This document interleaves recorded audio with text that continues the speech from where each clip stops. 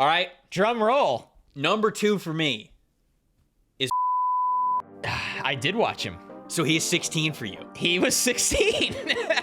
That's insane that I am at 2 and that you have him at 16.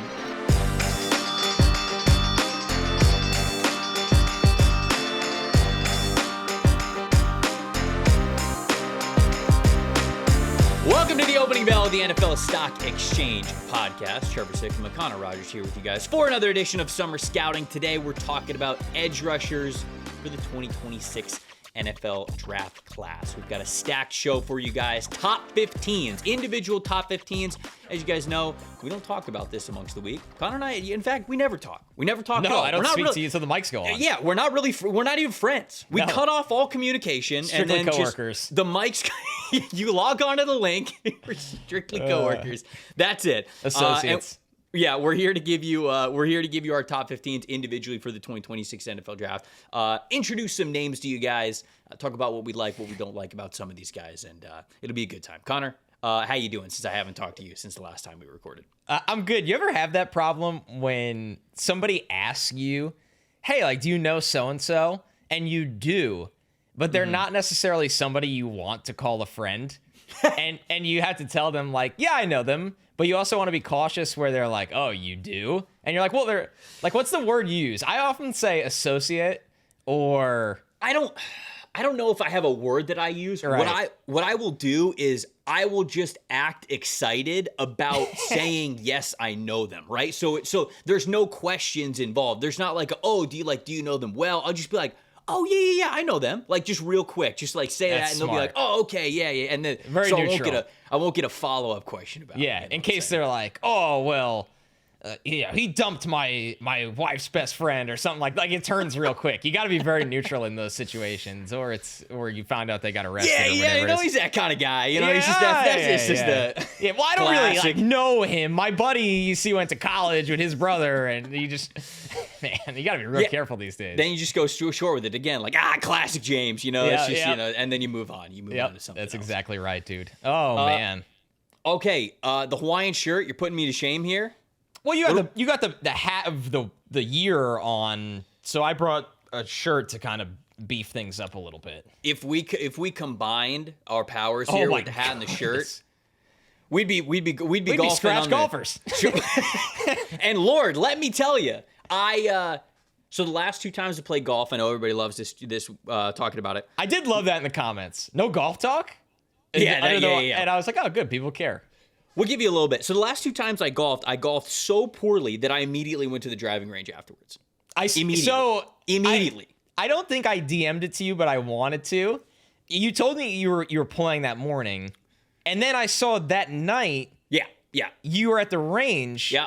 And it was clearly the twilight looking aesthetic with the beer, which kind of said a lot. And I was like, did he rage go to the driving range like on the same day he golfed? Yeah, let me get 2 buckets. Bucket of balls, bucket of Coronas. Like that's the good stuff. That's the move right there. 2 buckets. That was the driving range feels there. But we're not here to talk about my golf. Does game, your range sell beers? Yeah. Oh man, that's awesome. That's awesome. Mine isn't like that. We gotta get you down here sometime. I think it's almost time.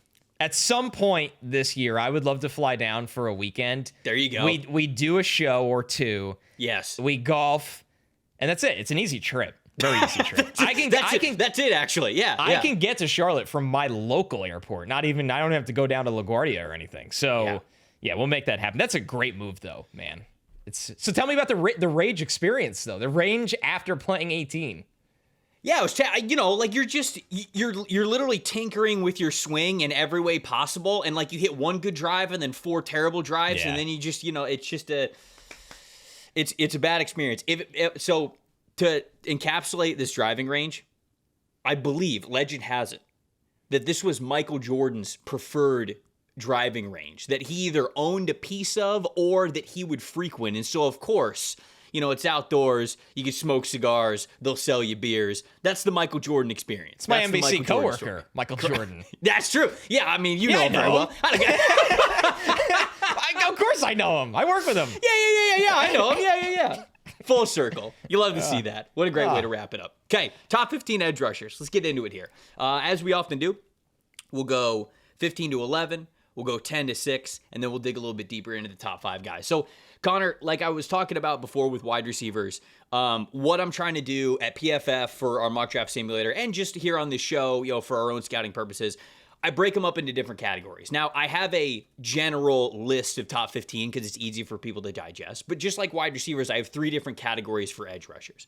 I have 3-4 edge defenders, which are sort of edge players, but they're also interior players, right? They're those guys who are lined up right over the inside shoulder of the tackle. Those are guys who are playing with their hand in the dirt in odd front 3-4 defensive schemes. So I have those guys classified as edge rushers because a lot of times nowadays, those players who will line up in 4-eye, they'll also kick out, and some of them will play 5 technique, head up over the tackle. Some of them will stand up on the outside shoulder of the tackle. So I roped that into edge rusher a little bit here, even though that one's kind of like edge rusher, interior player. I have 3-4 defensive end. I have 4-3 defensive end, which is your traditional hand in the dirt, 3-point stance, 5 technique, even front, 4-3 defensive ends there. And then, of course, I have 3-4 outside linebackers. The guys who are a little bit lighter, the guys who are mainly in a 2-point stance, they're mainly standing up. They're anywhere from a 5 technique, head up over the tackle to a wide 7, which gives you a pretty good angle in a straight line, just straight towards the quarterback, and you can really hit either inside or outside shoulder against the tackle pretty well. So the reason why I break these up into these 3 different categories is because I want certain strengths to shine a little bit more. For 3-4 defensive ends, you're prioritizing size. You've got to prioritize length because if you're playing inside the tackle, you've got to be able to take up multiple gaps if that's what is asked of you on that certain play. So strength, length, overall size. You don't necessarily have to be the quickest guy in the world, but you have to have those. 4-3 defensive ends, these are kind of your do-it-all edge rushers. Like you could be anything from a 4-eye technique to a 7 technique. These are guys who could play in a 3-point stance, in a 2-point stance. You've got to be able to win with speed on the outside shoulder. You've got to be able to go through an offensive tackle's chest. You got to normally have an inside move that you feel good with. You got to be good with your hands. And then those guys who are 3-4 outside linebackers, or I should list weight too. For 3-4 defensive ends, you're probably shooting for anywhere from like 260 pounds to like 285. Yeah. For 4-3 defensive ends, there's sort of a lot of different shapes and sizes with 4-3 defensive ends, but mainly you're looking for like 250 to 270 in the weight range. And then for 3-4 outside linebackers, boy, in today's age, it just feels like they're getting smaller and smaller every year. So I would say anything from like 235, which is really light, up to probably like 250, 255. Sometimes you get those guys in that weight range, but you're looking at speed, first step explosiveness, all that stuff is really what you're looking for. Being lighter, being a little bit more agile, having that twitch to you if you're that stand-up 2-point stance rusher. So I just wanted to say all of that as a little bit of an intro. When I talk about these guys, I'll sort of categorize them a little bit differently. I'm sure you'll talk about those strengths for certain players as well, but just wanted to throw that out there for a little bit more detailed categories as we talk about these edge rushers. It's a great outline to kind of lay the foundation of this show because when you look at it, there's going to be guys, we've had these conversations over the years that there's a chance, I think it's getting less likely, but there's a chance today you might have watched a guy and I might be watching him for the interior D-line show or the other way around.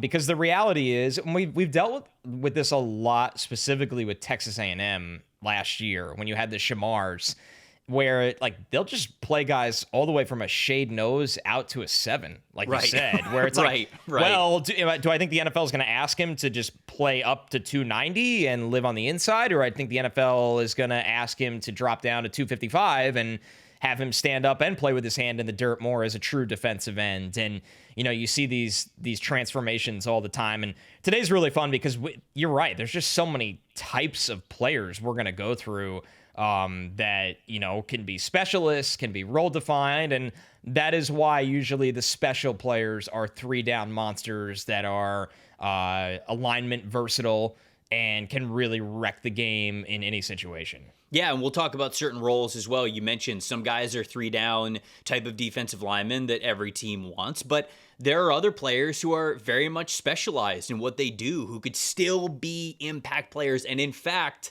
a guy who I have in the top 3 of my edge rush group, I think is a specialized player, but he's so good at what he does.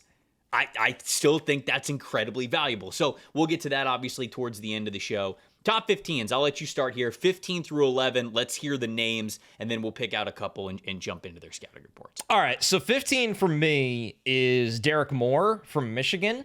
Okay. Who, if people watch, a lot of Josiah Stewart, of course, the 2 tackles last year, and Mason Graham and Kenneth Grant. Derrick Moore was out there with those guys a lot, ended up opting to return for his senior year, which I think is a good decision for Derrick Moore. He comes in at 15 for me. 14 is Zion Young from Missouri, a bigger edge player. Missouri has some talent up front this year. Number 13 for me is Tyreak Sapp from Florida, another one of those bigger edge defenders that is truly funny to call him an edge defender because, as you know very well, Trevor, he plays inside a ton for that Florida defense where, it's you're kind of projecting what could be the best role for him at the next level. 12 for me is a total projection player because as much as he was a big recruit, with all the talent they have, he hasn't had that breakout yet, but you could see serious flashes with Kenyatta Jackson from Ohio State. This is he is someone that is tools right now, and his best plays are very eye-opening, but there needs to be just a bigger sample size and a bigger role for him where he could project up into the top 10 of this group when all is said and done, or even fall backwards in this group. And then number 11 for me is Joshua Josephs from Tennessee. Tell me if you've heard this before. Tennessee has a stand-up rusher that can wreak havoc, but might be a little bit one-dimensional at the moment as a designated pass rusher. Yeah, so, okay, there are 2 names that you have there that I did not watch, which classic. Which is unbelievable because I watched 16 in total for this. I've seen about 19 guys in this class because 3 of them I've watched thinking they're going to declare. I've watched them for other summer scoutings, and I think you said you watched 23. I watched 23. So there'll be plenty that on your list that I have not seen either, which is good for this exercise. Now, here's my question really quick. Did you watch, you don't have to tell me where they're ranked or anything, did you watch Peter Woods from Clemson or Caleb Banks from Florida for this group? No, I had them both designated for interior defensive line. As you should. And Clemson... They're like over 300 pounds. Dude, Clemson has Peter Woods listed as an edge rusher. I saw that and I was like, just stop it. I'm not doing this. We've got to end this. We've got to fight back. Well, you also don't want to... We do have to fight back. You also don't want to... It's like 315. Completely rob one... Like, we're going to get to interior D-line and be like, yeah, cool, we took all the fun players for edge, even though they're 315 pounds. The episode's 27 minutes long. Yeah. Hey, here's 3 guys we got to watch because everybody's an edge now. Whether you're 200, you could be a 210-pound edge or a 330-pound edge. Yeah, that's in this world. When you're pushing 295, because there's some traits that we'll obviously talk about that, of course, are the difference between being an edge rusher and being an interior defensive lineman. The main one though is you've got to be able to threaten the outside shoulder if you're an edge rusher. You have to be able to win with that kind of speed. You have to be some sort of factor. And if you're not, I'm normally looking to kick you inside. I'm normally either looking to make you a 3-4 defensive end, which we'll talk about for a couple of these guys here, or I'll think about you as a 3-technique interior defensive lineman. And if you want to sit here and you want to say, I haven't watched Peter Woods yet, so I don't even know. Maybe I'll come back on this show and be like, well, I was wrong. But from what I've seen from him, this is not the body type nor the skill set that you would want to be on the edge. Why would you not allow this guy's strength to shine more, and instead you're just putting a light on his weaknesses where he really can't threaten the outside shoulder? Because if you can't threaten the outside shoulder of the offensive tackle, if you don't make him hit a landmark on his kick slides that are pretty far away from his help, the guard, then you're not a threat. If all he has to do is take one big kick slide out and all of a sudden he knows he's got you, he's protecting his outside shoulder, then he's much closer to his help of the guard who's next to him and maybe the running back who's behind him as well. When you really start to get into trouble is when you get these edge rushers who not only have the power to be able to line up either over your outside shoulder or head up against you and beat you with power on the inside, a la like a Jared Verse, but you also have these players who, if they want to take a longer, more rounded path to the quarterback, they can threaten you on the outside and be able to get it to the outside shoulder. That's what makes a truly good edge rusher. So a little bit of a tangent there. But anyways, I would love to hear from you on Jackson from Ohio State and Zion from Missouri, because I didn't watch either of those guys. So just real quick on those guys, what you like, maybe a little bit of a background. Would love to hear about them. Yeah, so Zion Young was a transfer from Michigan State that has been at Missouri. This isn't his first year at Missouri. He's a senior player. He's 6'6", 265, to give you an idea of like the kind of build we're talking about. Last year, he had 2.5 sacks, 1 forced fumble, 2 quarterback hits. He did have 21 hurries. So for a bigger player, the pass rush win percentage, 11.1%. He's more of a big, long, thick base defensive end that is focused on stopping the run. That's the name of the game for him. He is really good at taking on, absorbing, and fighting through contact on run plays. When you watch him as a pass rusher, and also just simply what he is asked to do in this defense, his pass rush is effort, sheer power, very little plan, not a ton of technique in terms of counter moves, and not a ton of expansive creativity. So for Zion Young, for me, why he made my list is at that size and what he's shown on tape, I know he could stop the run. And I know he could stop the run at a pretty high level and has an NFL body that tells me he's got a good shot to be that kind of base defense player at the next level. Will the pass rush green light turn on? I don't really expect it to. That's why he came in at 14 for me. I think he'll be more of a run-focused kind of player, where you go back to, can you be a 3-4 end or a 4-3 end? He could probably do both, just in a scheme that is asking him to kind of be run-focused and run-responsible. With Kenyatta Jackson, I think you get a little bit more here. This is someone who is also 6'6", now 258 pounds, a little bit of a more sleek body, where I thought Zion Young was just dense, man. Like, he looks like he could play in the NFL today. With Jackson, this is someone that is a former top 75 recruit across the board. Last year, only 1.5 sacks, 2 quarterback hits, and 12 hurries, because once again, think of the rotations and the amount of guys. He ain't going to play over Sawyer and JTT. Exactly. But what I really like about him is that he's got great length and he's got alignment versatility. You get to watch him as an attacking 3-tech. You get to watch him as a stand-up edge. You get to watch him with his hand in the dirt as a defensive end. You see him in multiple alignments, and there are flashes with both speed and power as a pass rusher, right? And you look at the raw numbers and the raw pass rush production, and you go, well, it's not great, but then you watch some of the wins, and you go, wow, if this guy plays more, he's going to be able to attack in a variety of ways, where a lot of the times where we talk about these guys that they're playing multiple alignments in college because they have to and they're asked to. Right. I think Jackson is actually somebody that can do it at a relatively decent level going forward. I don't think it's just a college thing with him. I think he is built to play inside, outside, and there's a different value to that with me. Now, of course, you could ask the question, maybe he also is a guy without a true position. We're going to learn as his role expands, but I saw quick wins as a 3-tech. I saw enough speed as a true defensive end, and he's got enough power with that body type. So I just saw a versatile player that had enough of a balance of speed and power. When you watch a lot of these guys, and this goes back to the conversation we just had with Zion Young, a lot of them are effort and power, or a lot of them are, I got to win with agility and speed standing up.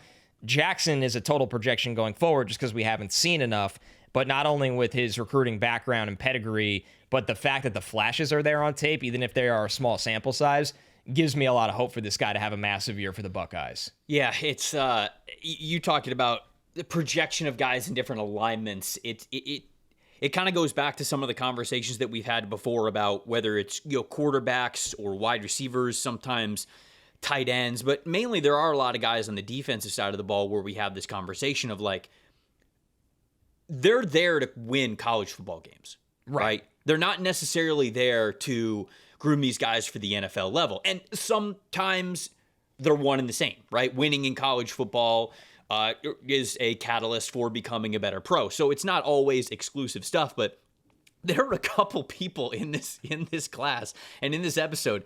Did you watch Will Helt from Purdue, who's now at Clemson? So Will Helt is, let me find his measurables here. What is he? He's a true junior, so I unless he has a monster year, I don't think he's going to declare anyways, but he is 6'6", 265 pounds, okay? Big, long defensive lineman. they have him as a stand-up outside linebacker. Like, he almost never puts his hand in the dirt. And it's like, what do we do? Why are we doing this? I just, like, change of direction, not being super flexible. Like, all of that are weaknesses of his game. And you are forcing him to address those and face those on a much more regular basis. Now, I understand the idea of wanting to have that length on the edge because it's going to be, advantageous when you're going up against tight ends or, when you're trying to stop handoffs or the quick game or things like that. But anyways, it's just that. And then there's another player that we will get to here that I don't want to spoil too much, that it's like, man, what are we doing with some of these alignments on some of these players? So, okay, well, it's good to get a baseline on those two guys. Now I got two more players that I got to add to the list here. Who are the other three that you had there? I believe they were all names that I had. Yeah, you had probably watched Derrick Moore from Michigan. Yeah, we'll talk about him. Tyreak Sapp from Florida. We'll talk about him in a second. And then Joshua Josephs from Tennessee. Yeah, we'll talk about him later. Okay. So 15 to 11 for me. I have Cashius Howell from Texas A&M. I have him at number 15. He was at Bowling Green. Now he's at Texas A&M. Actually, he was at Texas A&M last year. It's not like he just transferred, but this will be his second year with the Aggies. Dennis-Sutton, I have at number 14. Trey Moore from Texas, I have him at 13. Did you watch Trey Moore? No, I watched the previous two. I didn't watch Trey Moore. Okay, so Trey Moore, he's listed, he was a 3-4 outside linebacker, edge rusher last year, and apparently they're moving him into an off-ball linebacker spot, but I have to believe that even with him playing more off-ball responsibilities, it's going to be more as like a will linebacker anyways, because they have... oh my goodness, who's Hill? What's his Anthony Hill Jr. They have Anthony Hill Jr. who's going to be like their Mike linebacker, but I think they're just going to let Trey Moore roam a little bit more. He's going to take on more off-ball responsibilities, but I still think that he'll be used plenty as an edge rusher and a pass rusher, so we can talk about him in a second. I've got Mikail Kamara at number 12, a very polarizing prospect that is tough for me to nail down, but I do want to talk about my concerns there with him. I have him at 10, so we could have that combo in this. Okay, and then I have Tyreak Sapp at number 11. So let's start with Mikail Kamara. I'll mention a couple of the other dudes. Is Sutton a little bit higher or Howell a little bit higher for you? Yes, Howell will be a later conversation. I have Sutton just a little higher. Okay. So he's in my next group. So we'll be able to talk. And Howell isn't? Howell is, but man. Okay. I thought you were about to tell me. It was you close. Got Howell top 5. Okay. It was close. We'll get into that conversation in a second, but I do want to talk about Mikail Kamara first from Indiana. Then we'll talk about Tyreak Sapp, and then we'll sort of bounce around and talk about some of these other guys as well. So Mikail Kamara, Indiana, redshirt senior this year, had the opportunity to declare after last year's season, which I thought he had a really good year. That whole Indiana team obviously had a really good year, making the college football playoff. Curt Cignetti is just a phenomenal coach, I think, getting the most out of so many of these guys. When you look at his background, Kamara's, he was a 0-star. Count him, 0. Right. From Ashburn, Virginia. Played running back in his early days. Reached a state championship in 2018, 2019. So he was just 6 feet tall, 240 pounds as a recruit. Now he is listed at about 6'1". I have some verified measurables on him. 6'1.5" is what we've got for him, in 265 pounds. So he is a dense fire hydrant type of a build. But we'll talk about the length and the height and how that's both a positive and a negative for him. He committed to James Madison out of high school.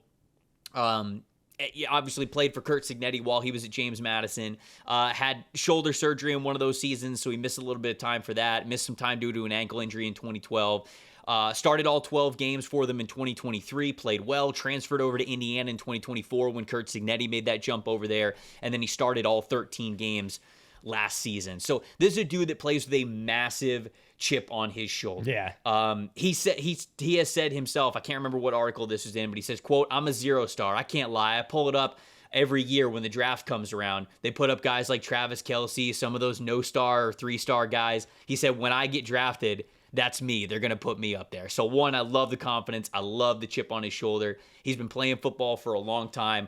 And this dude, he's just a football player. I mean, he said he's been playing football since he was 5 years old, and you can absolutely see he just loves the game. He loves being physical. He loves that contact. He has a dense, strong frame to him.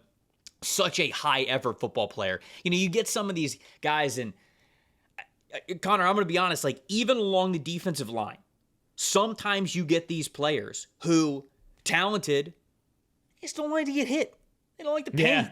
Yeah. Football is a violent game, especially in the trenches. You're taking shifts. Yeah, I mean, like, they want to play on an island. They want the sacks. They want the flashy plays. They want to celebrate. They want to emote all over the quarterbacks after you get a sack, whatever it is.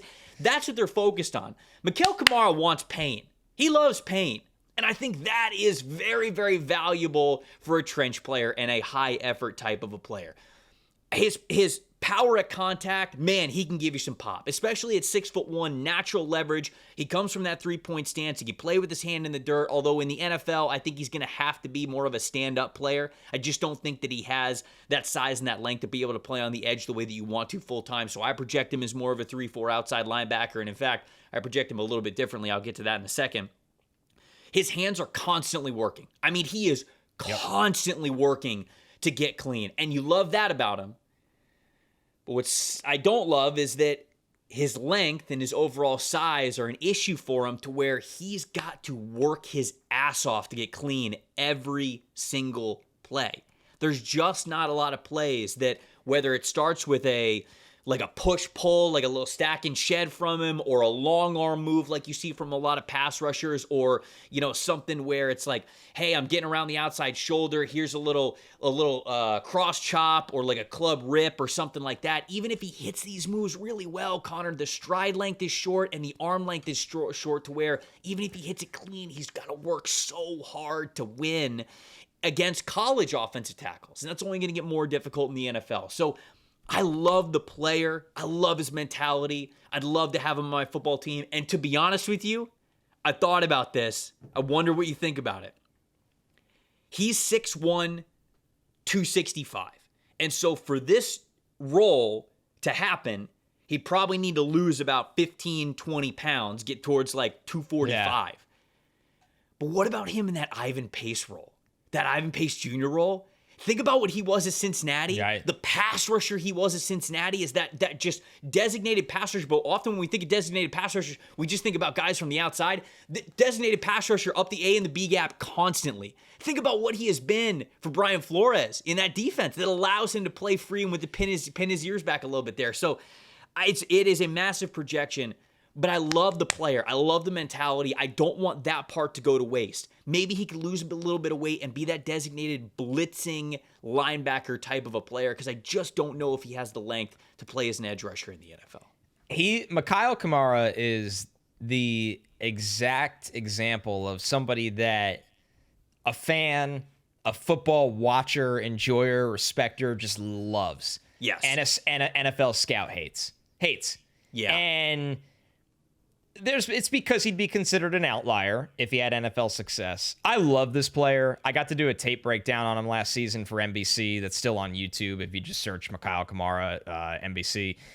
And I think it's no surprise that he's one of the guys from JMU that Cignetti brought with him, because as you led with Trevor, no question, yeah, he is a Cignetti guy true and through, where he gets off the ball and it's just furious attack mode all the time. It's relentless. It's high effort. Now, here's the problem when you do have to play like that. There's plenty of times where, because he plays like a madman, and we love that about him, he loses sight of play development sometimes, where he's just fighting like a madman, and because I actually, to counter your point about the Ivan Pace role, which I don't think is crazy, but something I like about him is at that weight and his low center of gravity, I think he sets a hard edge and competes against the run. He'll give you some pop for sure. He does not let up against the run, even though he doesn't have the length to stay off blocks.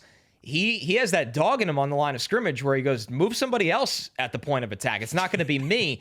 But the problem is, because he's 120% effort and it's all body, right? Like you see, we're going to talk about some guys at the top where they can get off the ball, they could plant one leg that looks like it's 250 pounds on its own, put one arm under the chest, and keep their head up, watch the run development, use the other arm to get off the block and make a play on the ball carrier. Mikail Kamara, who I give more credit to what he's, maxed out, right? He's maxed out his physical capabilities, and I really tip my cap to that. He doesn't have that luxury because he doesn't have the length, he doesn't have the size or the raw athletic gifts all the time, where he has to just be kind of this bull all the time. And sometimes when you play like that, you can lose sight of the play. So I'm rooting for this guy to make it. I had him pretty similar to you. I ultimately ended up having him at 10 because I think he is a really impressive college player. I know all the effort I'm getting. I like his compete level against the run. I saw variety in his pass rush plan. Like, this guy takes his craft very seriously. You get to see him work inside, outside, hand counters, counter spin move that he's crafted really well. Yep. But the 11th percentile missed tackle rate kind of signals more of a length problem with him and sometimes losing sight of the ball.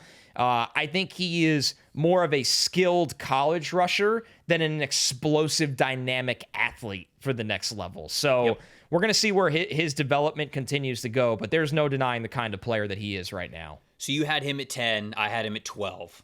Let's talk about Tyreak Sapp, who I have at 11. And where did you have Sapp? 13. Okay, so you had him at 13. So very similarly there as well. Redshirt senior, University of Florida, go Gators. Listed at 6'3", 276 pounds. It's a large fella. Yeah, 30, and he's built super well, man. Yeah. Like, sometimes you get these guys, once you start pushing weight, like especially above, I'll say 265 for an edge rusher. He's broad. Sometimes you can start to get sloppy with it, right? Like, it's a lot of weight that you don't necessarily need on your body. I mean, he in pads, he looks like a cyborg, man. He looks like he has most of his weight in his chest, in his upper back, his shoulders, his thighs, and his hamstrings, like, and his glutes. Like, he looks like he is built in a lab type of an edge rusher to have 275 pounds on him. So he is a big, strong dude, 4-star defensive lineman. First and foremost, I will say this, not related to Warren Sapp. Not related to Warren Sapp at all whatsoever. Just that we know of. Sure. Okay. I mean, just throw a grenade in it. I was trying to put it to rest. I was trying to shut a nail in the coffin. And you're like, but one look at this fella. Man, he can play on the defensive line. I can understand why people come to that conclusion, but he has even said himself, no relation to Warren Sapp. Again, that he knows of. Went to St. Thomas Aquinas in high school. Distant cousin? Aren't we all distant cousins, Yes. Descendants of kind of. Redshirted his first year when he was at Florida. Played as a rotational player in 2022. Started over the last 2 years in 2023 and 2024. Strong as an ox. And more than that, intelligent run defender. That's how I would start the scouting report for Tyreak Sapp. Looks the part of an NFL defensive lineman. Knows how to defend the run. I think what he wants to do is he wants to dominate the person in front of him while holding the line of scrimmage. Like, even in his pass rush, you can see that a little bit. Like, a critique I have him as a pass rusher, I don't know if this guy's ever going to be a great pass rusher. I can't remember if his pass rush win percentage was double digits last year, but if it wasn't by much. 12.9. Yeah, so he's just not much of a pass rusher himself. And honestly, his pass rush plan, a lot of times it's just too much crashing into bodies. Like, that's what he's trying to do. He's just trying to be a wrecking ball instead of just like having an actual plan with moves to try to win one-on-one. He is one of those guys that he'll reduce down into a 4-eye technique. He'll play inside the tackle quite a bit, but he'll also play heads up as a 5 technique guy. I've got him listed as a 3-4 defensive end because I think he can do both of those things for you. So when I watch him, though, the positives, man, when I say an intelligent run defender, I mean he knows where the ball is going. He anticipates things very well. His stack and shed timing is excellent. And the reason why it is because those strong hands, they get up and inside consistently. He has hand and leverage placement all the time to be able to get in on that tackle or guard that he's going up against, peek his eyes into the backfield, and then just go, okay, now. And he just throws them to the side no matter who it is. And so as a run defender, we're talking about somebody who really knows how to do it and takes pride in it. Something I also saw, he takes pride in taking on pullers. Sometimes you look at these defensive linemen, and again, some of the guys that love the flash of the position more than the dirty work, they'll see these pulling guards, tackles, tight ends, and split zone flow, whatever you want to say, and they're like, okay, I'm going to put my shoulder into it, but really I'm going to get knocked back a little bit. Not trying to hurt myself. Tyreak Sapp's like, all right, come here. Run into the brick wall. Let's go. Yeah, me versus you. Yeah, I win. Let's do it. I like my odds. And I just, you love defensive linemen that'll take pride in the run game like that. I think the thing with him, and the reason why he's a little bit lower, despite praising him as a run defender the way that I am, is I think his arms are a little bit shorter than what you want. Makes it a little bit more difficult for him to certainly win as a pass rusher, but sometimes even get off of those blocks when it comes to run defense. And so lack of length goes into success that you have at the NFL position or at the NFL level once the competition level jumps up a little bit there. And I just don't know if he's ever going to be the pass rusher that you want him to be, right? Outside of a nice bull rush and a power profile where, like I said, he's kind of crashing into offensive linemen. Is he ever really going to be that pass rusher for you? And if he's not, how high do you prioritize that? And I want to make it clear, this is somebody who is, I think, like a mid-round pick type of a projection, like third round. I think it'd be great for Tyreak Sapp, right? And I think that that's the type of player he is. But when I see him in the early first-round projection, in my opinion, we've got to see a lot more as a finesse player than what we have seen over the last 2 years in order for me to say, yeah, I'd take this guy at the back end of the first round. Because you could talk about high floor all you want, but first round, yeah, you got to have a certain floor, but it's also about hitting a ceiling. It's also about being an impact player. And he'll be an impact player against the run. I just don't know how much he's going to be an impact player against the pass. Totally agree with you, but I'll say this, Trevor. He's the guy I want on my football team. That's how I felt when I watched the tape of this guy. I was like, man, he might not get, the typical love a prospect gets pre-draft because he might not excite you from a highlights perspective. But if I'm building a football team and I'm building rotations of a defensive line in a league where everybody is trying to establish the run to obviously round out their offense and help their pass game and help out their young quarterbacks and help them play on the road and control the clock, this is the kind of football player that I want in my defensive line room that I know is going to freaking show up ready to go. Like you said, me versus you, I'm going to win. I like my odds. And if you have a couple of these guys, it's a very sandpaper looking unit up front that doesn't take any shit. So, and you said something that I was so happy to hear from you at the beginning, because this isn't just hey, I'm bigger, I'm stronger, I'm tougher. I think this guy's smart as hell. It is wild to him. I think it was against LSU because I wanted to see him against an NFL caliber offensive line. A lot of guys that are NFL players. I mean, no contest against the run, just blowing up the backfield, because this goes back to the Mikail Kamara conversation.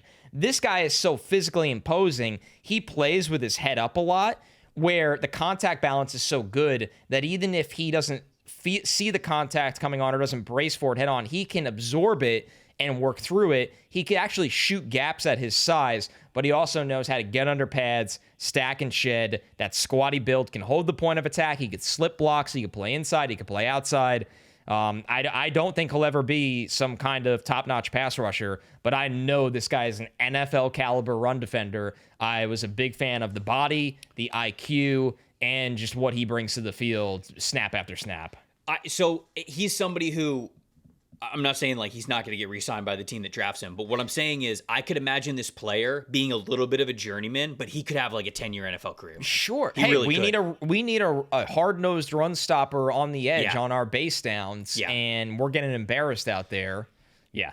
This is at least a 2-3 contract player, in my opinion. I would definitely bet on him. Maybe saying that and talking about the floor, maybe I don't have him high enough. But making me think that right now. Guys who are a little bit higher. Because the two guys I have ahead of him are projections, but three guys I have ahead of him, he's a better player than right now for an NFL singular role. But that's kind of the time of year, right? 100. You're going to take those chances, and then when we recalibrate in December, all of a sudden, I like the floor of this guy. I'll make him, I'll put him higher. That's the name of the game. Once the draft class is solidified, it is a little bit of a different conversation. I'll touch on Trey Moore really quick, and then we can hit a couple of the guys that bleed into the top 15 to top 10. Trey Moore, he's a redshirt senior this year.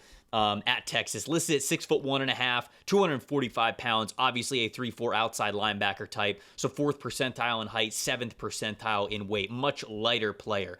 He was a 0-star, again, edge rusher in that 2021 class, ended up committing to UTSA, redshirt his first year, started all 14 games the next year, started 12 games in 2023, was the AAC Defensive Player of the Year and first team all-conference, transferred to Texas, started all 16 games last season for Texas, which you love to see. He is super nimble on his feet. He is so quick. The thing that I love about him is, and Steve Sarkisian said this as well, he has this ability, despite being a little bit smaller.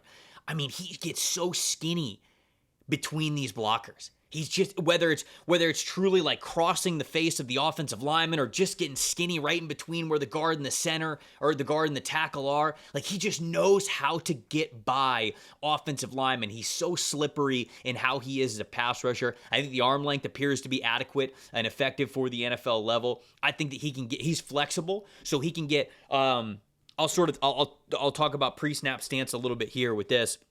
So he doesn't have any false steps. And I think that he could get low. So what I want everybody to do, obviously everybody that's not currently moving, whether you're going on a run or walking or driving, please don't close your eyes. But anybody else who might be sitting there, close your eyes really quick and just think of it, okay?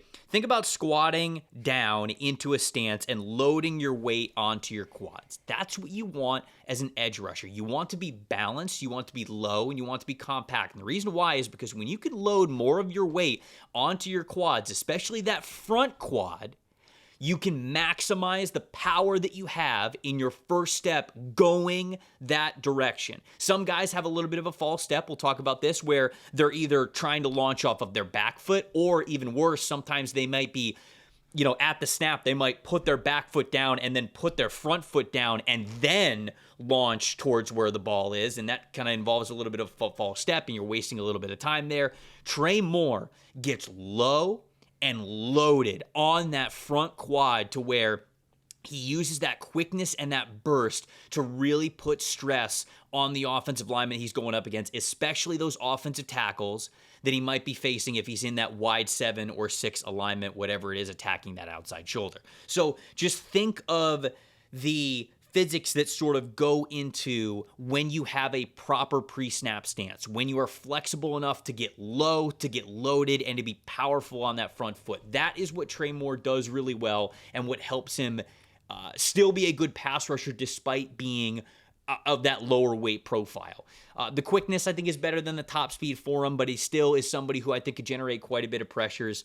And ultimately, I'm sort of a tweener on okay, is he that off-ball linebacker? Is he going to be that on-ball linebacker? But he's such a smart, such a good football player. 3 straight years of starting experience. Steve Sarkisian obviously trusted him a ton to be a full-time starter in his first year that he was there. Now they're trying to get him on the field in any way that they can, so they're moving him to off-ball linebacker a little bit. I think that's a freedom thing as well. They want him to be able to roam the field. So just a good football player, a smaller player for somebody of his weight.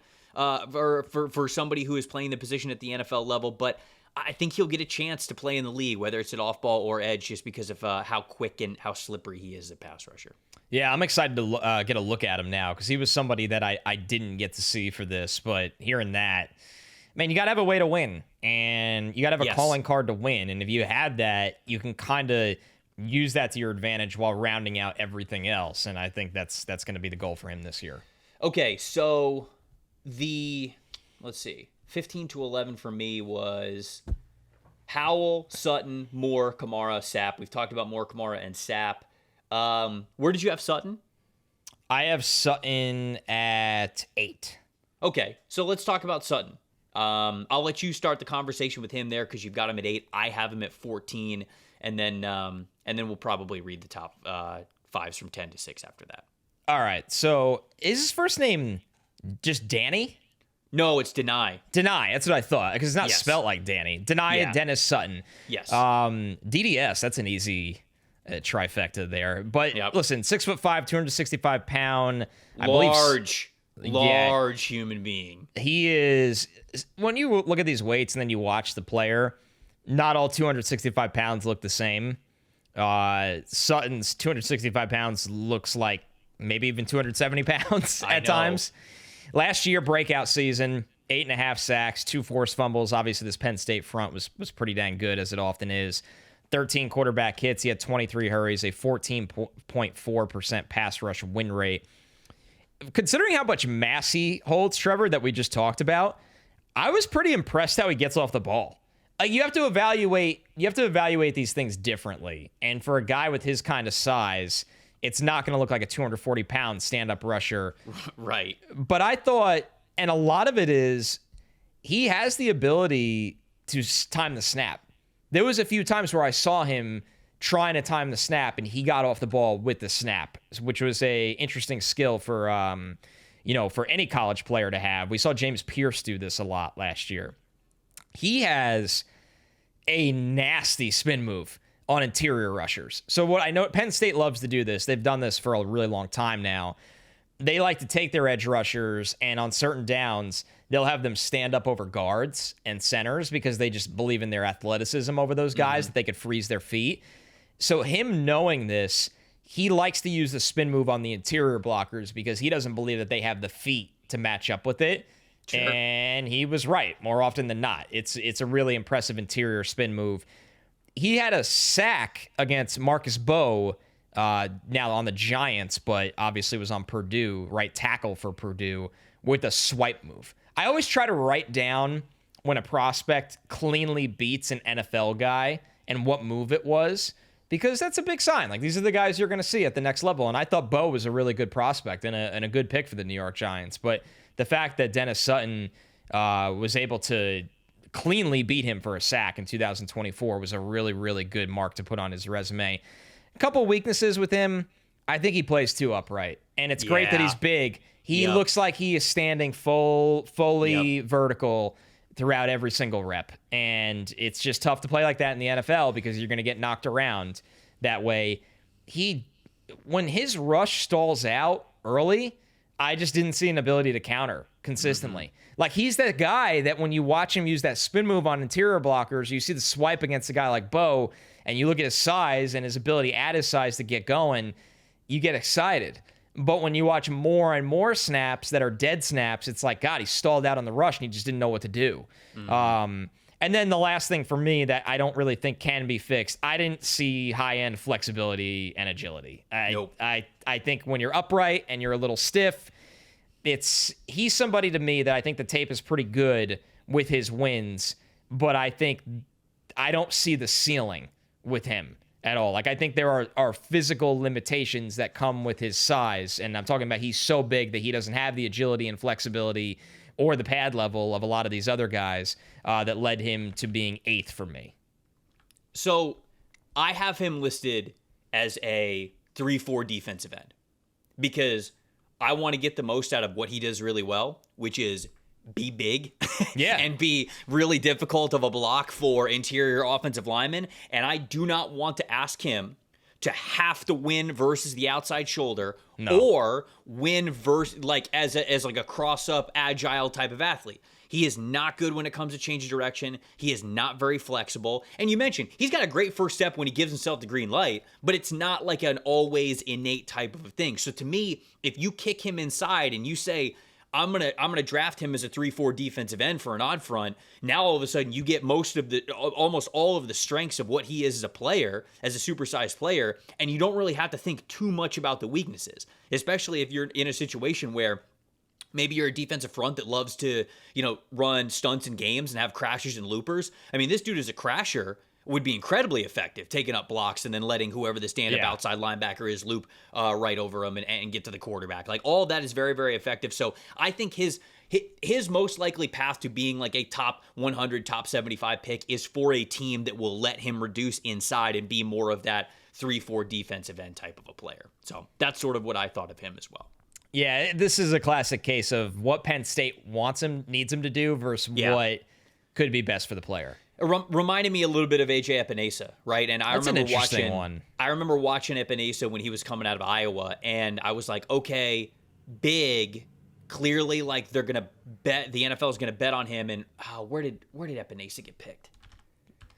The third round? I know it was Buffalo. No, I think it was the second round.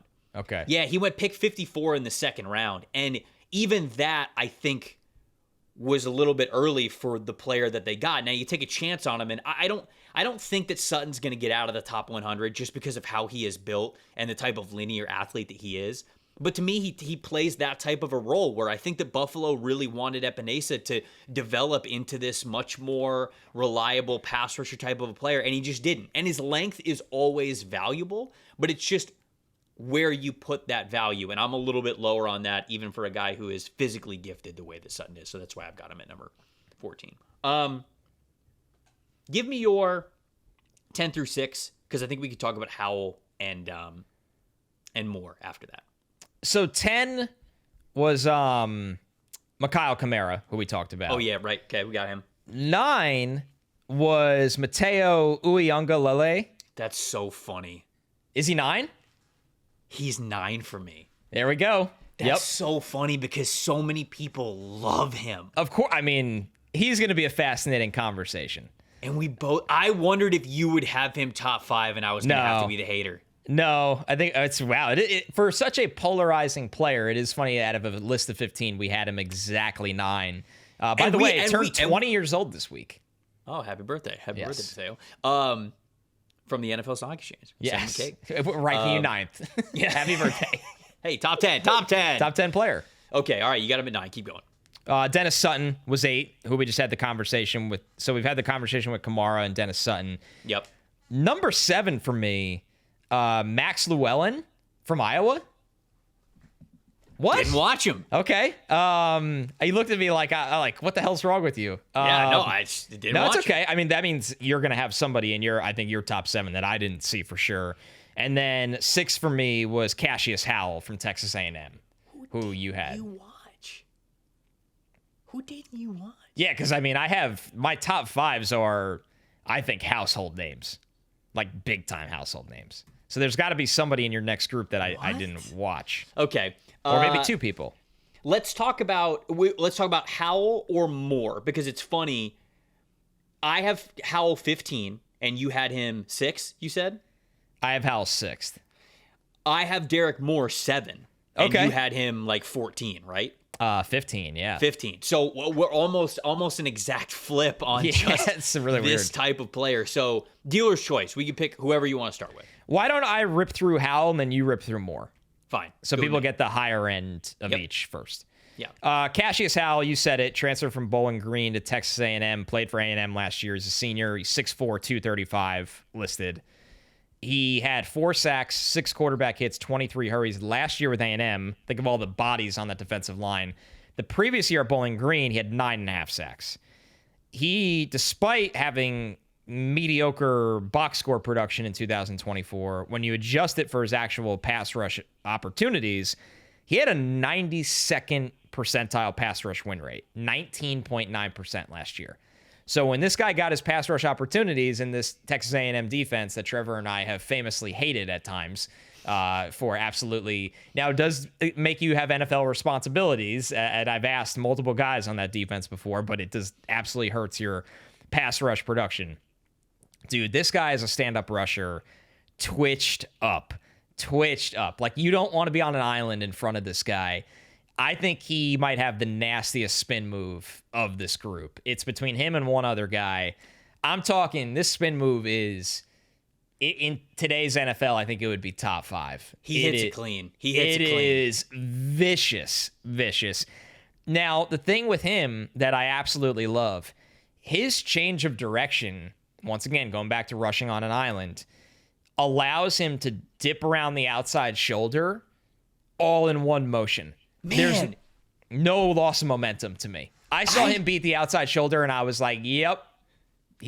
I think this dude at times looked like the best pure pass rusher on a defensive line that had multiple top NFL prospects. Wow. Okay. Yeah.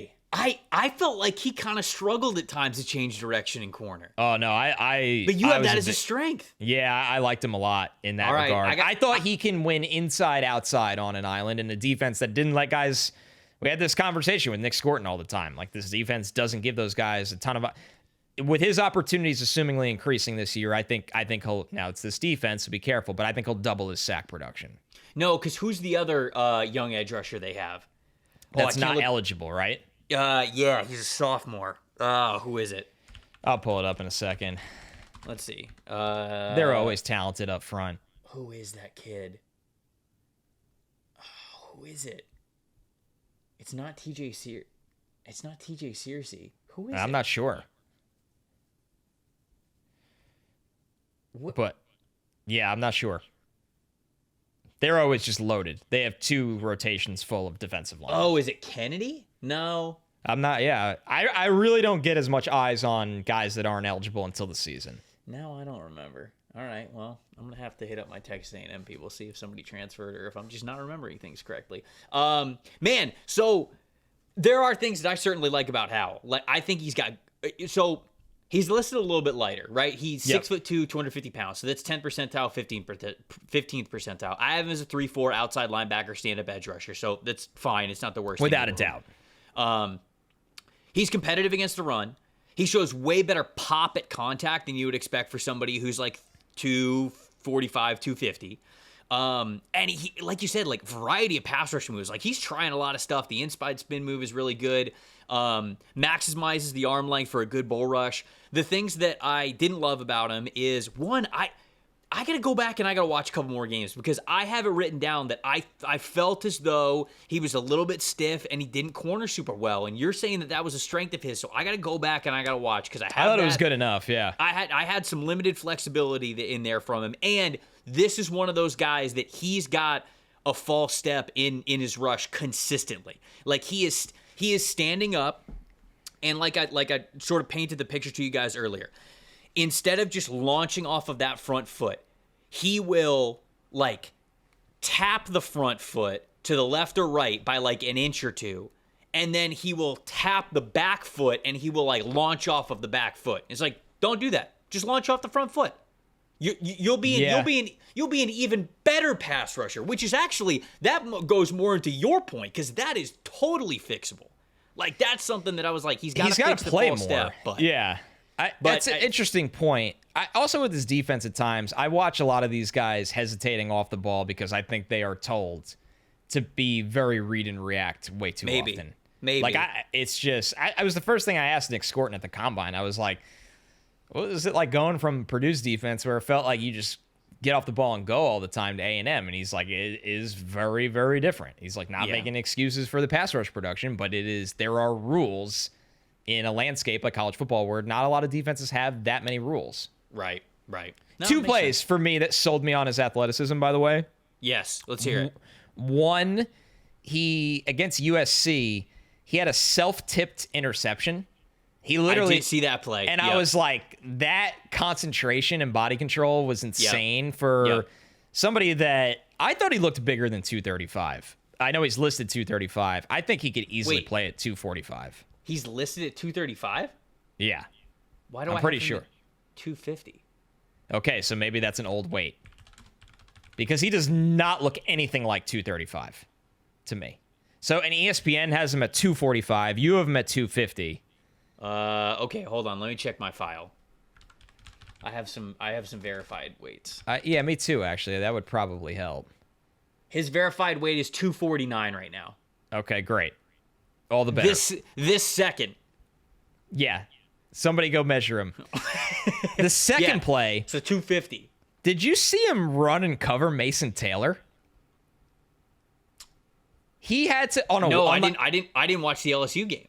It was a wheel route, and he has to run and cover Mason Taylor one-on-one, and he breaks up the pass. Damn, okay. All right. So, like, once again, done with this pod, I'm watching the LSU game. He could be somebody that, you know, is kind of a little bit of everything, and that always scares you at the NFL level, where it's like he could do some things off the ball because he's so freaky, and then he could have some moments of great pass rushing, but is he big enough and strong enough to be a consistent threat? But, yeah, those two plays, I was like, whew, I mean, that's pretty freaking impressive for a guy that size. Yeah, pretty good athleticism right there. All right, so I got to watch the LSU game immediately after this. So I'll talk about Derrick Moore from Michigan. Senior at Michigan this year, 6'3", 265 pounds.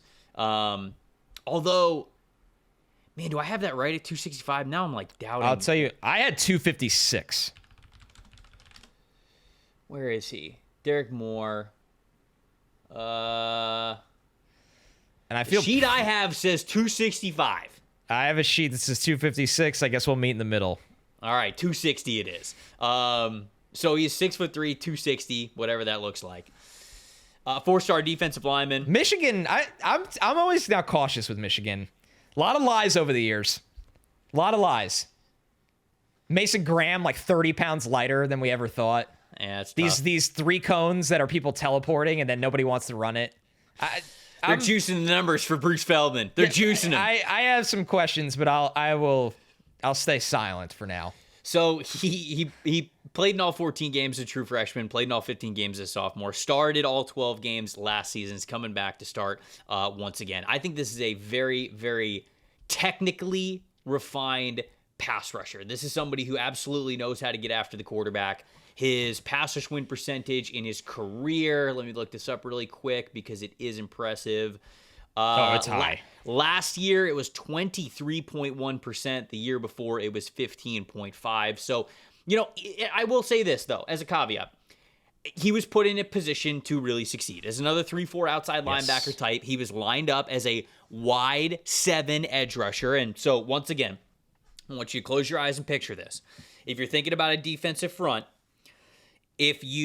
the wider of an alignment that you have as a pass rusher, the straighter your path is to the quarterback. So you know how if you're lined up straight over the outside shoulder of the offensive tackle, in order for you to get to the quarterback, what you have to do is, one, you have to get even and beyond the shoulder of the offensive tackle after the ball is snapped, so you have to be fast enough to do that.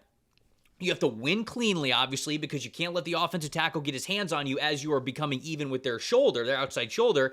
And you have to have the flexibility and agility to turn that corner around the offensive tackle and sort of bend and dip around the edge, up the arc, and right to the quarterback for the sack. That is difficult to do because not everybody has that combination of flexibility, bend, twitchiness, and first step explosiveness. It's a very tough thing to do.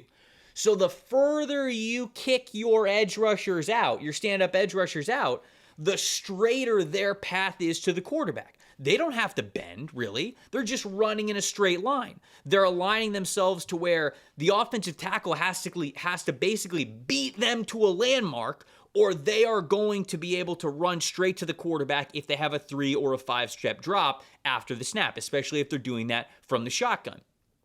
When you do that, you also put stress on the offensive tackle because you're moving them further away from their help on the interior with the interior offensive lineman. And if they are an offensive tackle that really struggles to extend their kick slides and get out to that landmark, then they're also going to expose their inside shoulder, which gives you, how we talk about two-way goes from slot wide receivers. It's a little bit of a two-way go for a pass rusher. So all of that to say, Michigan had the luxury of having two behemoths on the interior defensive line in Mason Graham and Kenneth Grant, who could take up multiple gaps at any given time in any alignment, which allows you to then put your edge rushers, Josiah Stewart and Derrick Moore, further out. Because you don't have to worry about defending the run and the gaps as much because you've got those two behemoths that are in the middle.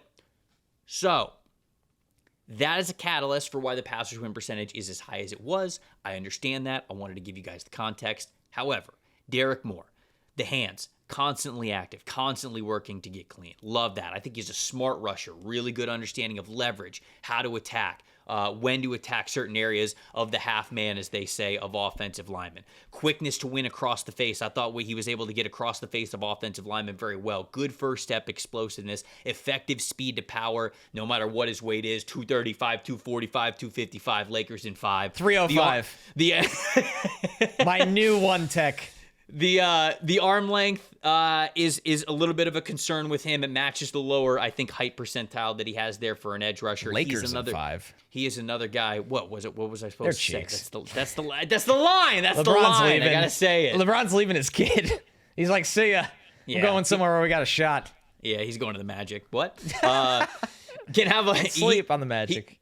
I would never, as a Florida native, I would never. He can have a little bit of a false step out of that 2-point stance as well that I think needs to be cleaned up, and his strides are a little bit shorter, so it takes him a couple more steps to get where he wants to go. But as a 3-4 outside linebacker, especially one that you put in pass rush situations, I think he's got the pass rush IQ, the quickness, the hand usage to be somebody who could be effective at the NFL level.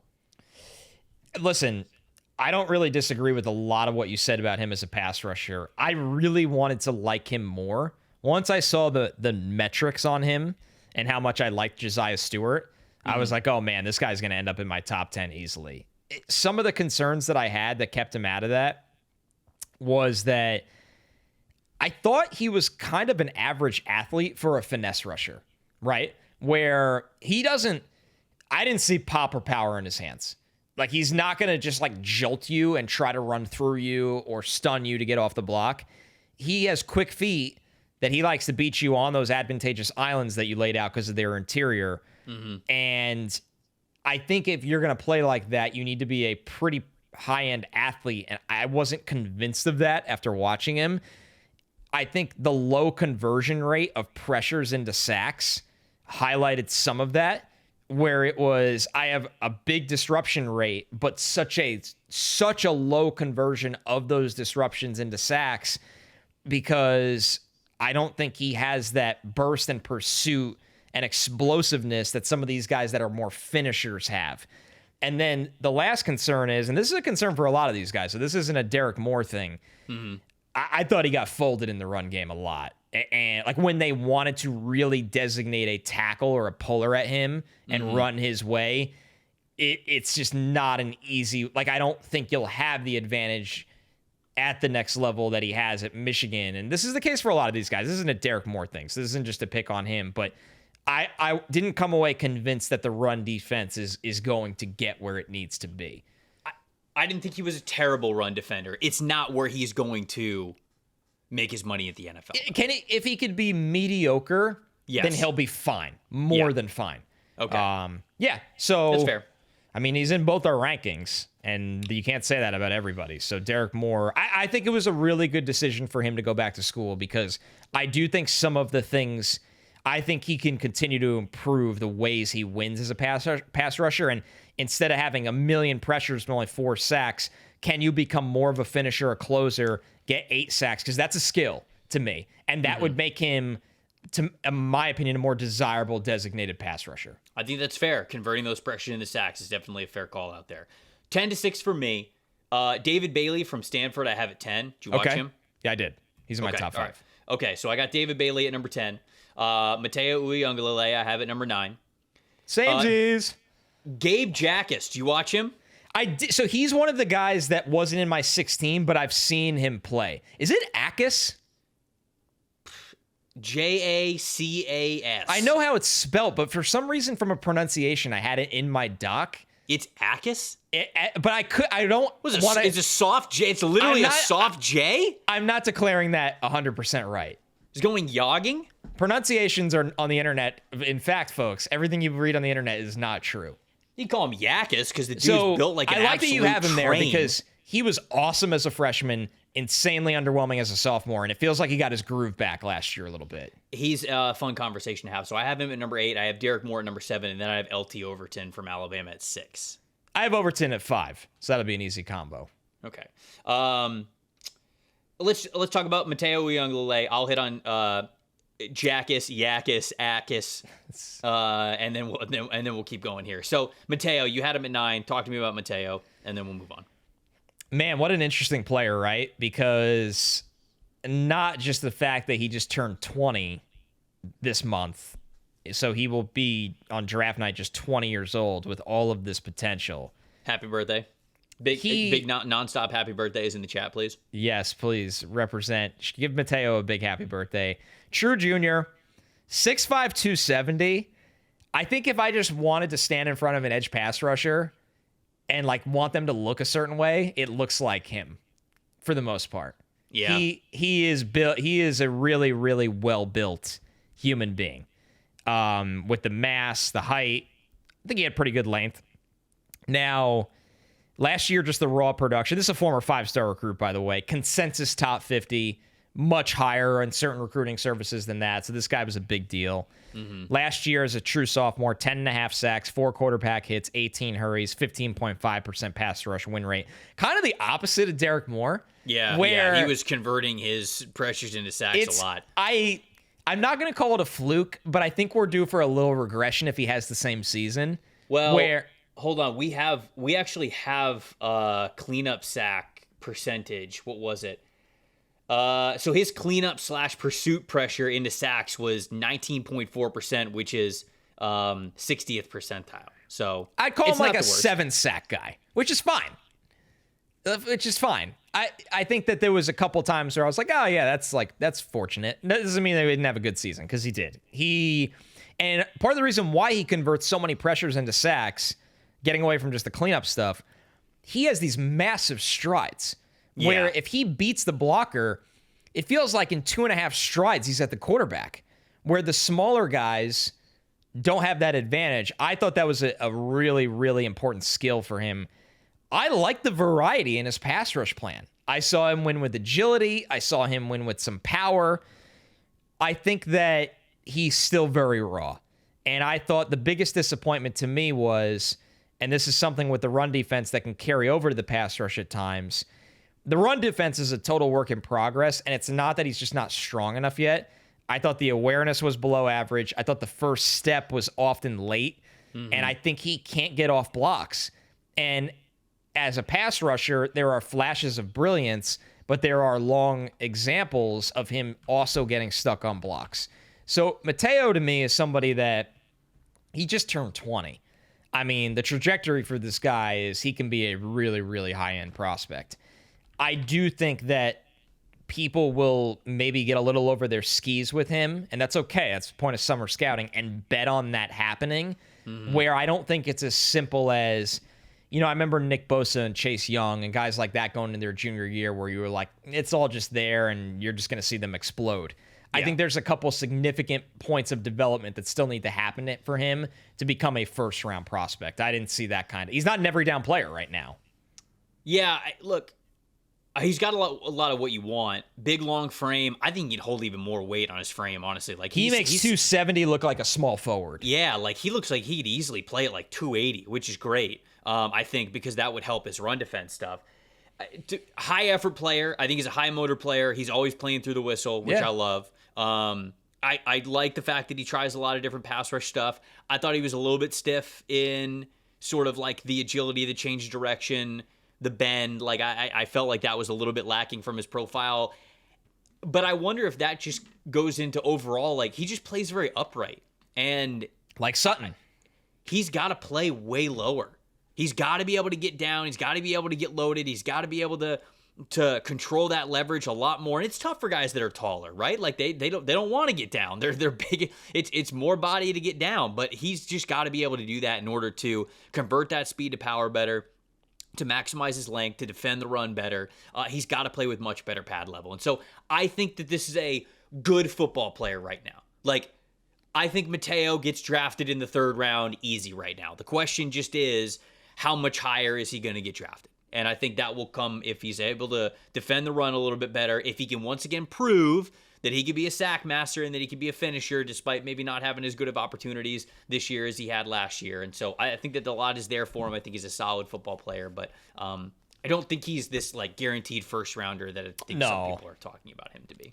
It's a little bit of a combination of like some high end flashes, the last name, the size, the look, program.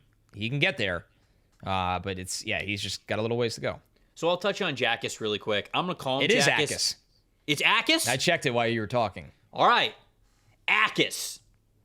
I'm not going to call him Jacas.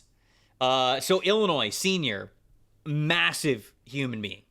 6'3", 275 pounds, but he looks like he's 295. I mean, like, this dude looks like he sucks to go up against. It looks like you are hitting a brick wall when you go up against him. So he's a 3-star edge rusher in the 2022 class. Won 2 state titles in wrestling, which we love, in high school. Committed to Tulane before he flipped over to Illinois. Started 8 games as a freshman. You mentioned he was a freshman All-American in 2022. Started 10 games the following season, but just was not the same type of impact player. And then he played in and started all 13 games in 2024.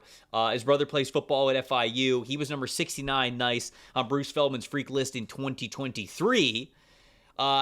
Bruce Feldman said he has ridiculous strength and power, especially for a guy so young. 6'3", 267 pounds at the time. Bench presses 285 for 22 reps. Oh my God. It's just insane. And that was 2 years ago. That was 2 years ago. The human body is not supposed to rep out 300 pounds. No, it's not. And he's out here absolutely doing it. So I can understand people being all over the place on him. And the reason why, Connor, is because Illinois lines him up as a 2-point stance outside linebacker. Why? I don't really know. Because he is a much better all-around athlete than you would expect for somebody who's 275, 280 trying to play as a stand-up outside linebacker. Like, this dude's got decent lateral agility to him. He can retreat a little bit in coverage. Obviously, you won't want him to do that. So he's not the worst. And I think that, honestly, the floor of that type of movement being higher just showcases what a great all-around athlete this guy is, how much body control he has. Obviously, the wrestling background, we know that goes into it a lot. But I don't know why he's a 2-point stand-up outside linebacker. I have him listed as a 4-3 defensive end because that's what I want him to be. I mean, and in fact, I would tell you that he is closer to being a 3-4 defensive end than he is a 3-4 outside linebacker at the NFL level. College football is out of control. Go watch the goal line stand plays against Michigan that he has. It's 3rd and 1 and it's 4th and 1. And on those plays, they reduce him inside and they tell him to play in a 3-point stance. And you know what he does? He absolutely blows the play up and gets the tackle for loss in the backfield on 3rd and 1 to hold them to 4th and 1. Michigan goes for it again, and for the second play in a row, he blows up the guy he's going up against, and he gets into the backfield, but it just wasn't quite enough, and the running back was able to jump over the line of scrimmage 1 yard and get into the end zone. But I'm like, why don't you want more of that? I don't understand. That's where he wins. Devastating power when this guy has leverage. Why would you not want his pad level to start lower? I don't understand.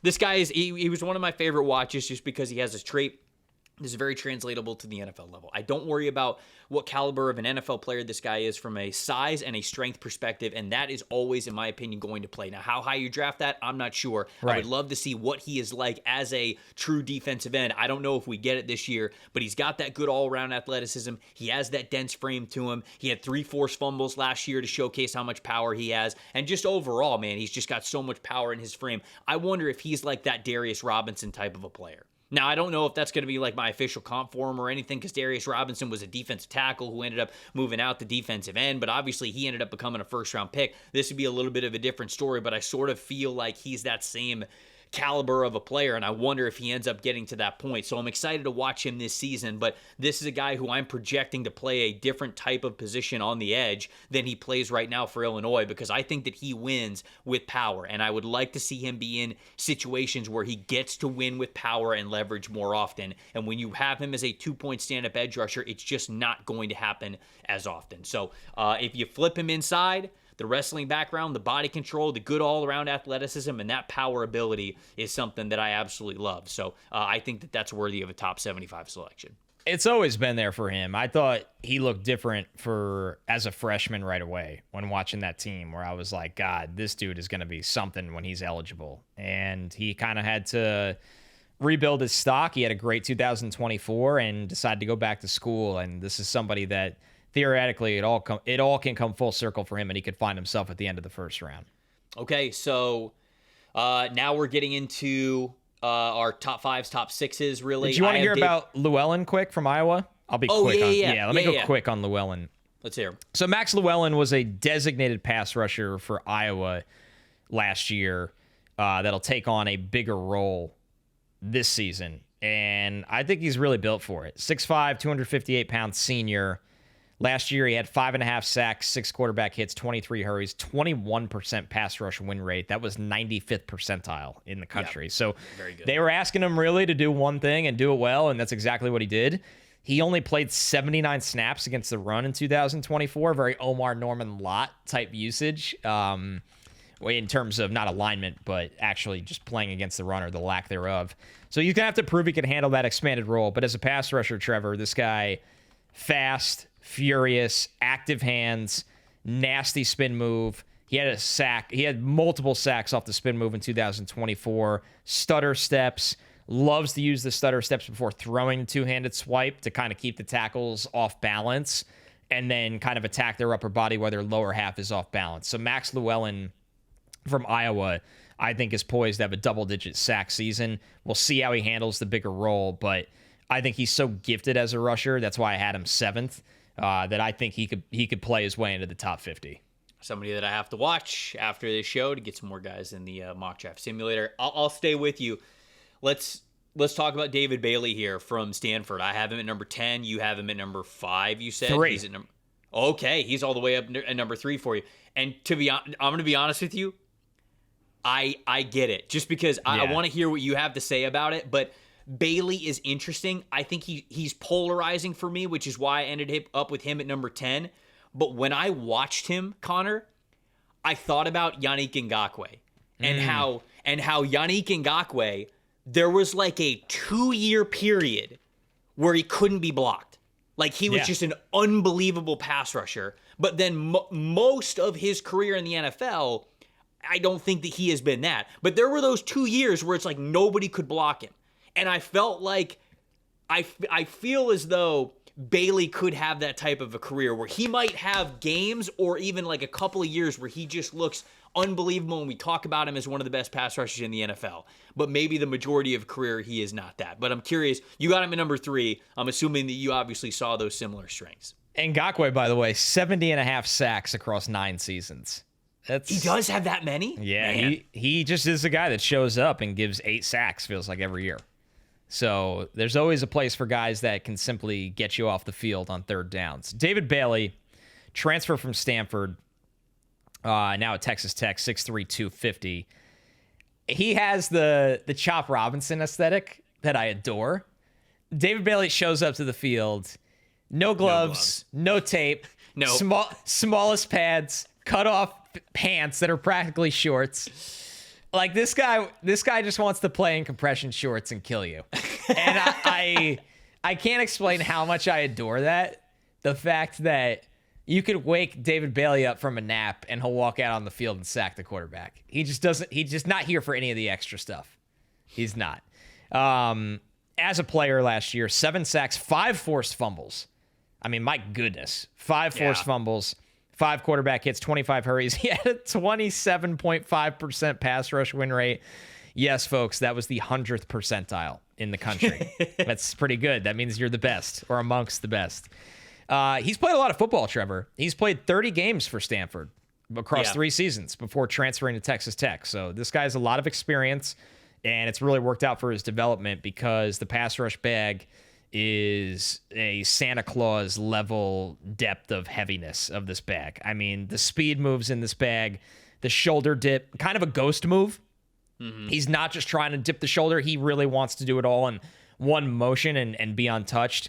Right around the corner, the spin move. He has this rocker step that he uses, this Euro step, where he tries to make you overset wide with it. And then he's so quick and savvy, he can cross your face back into the inside when you open up that door in the gap.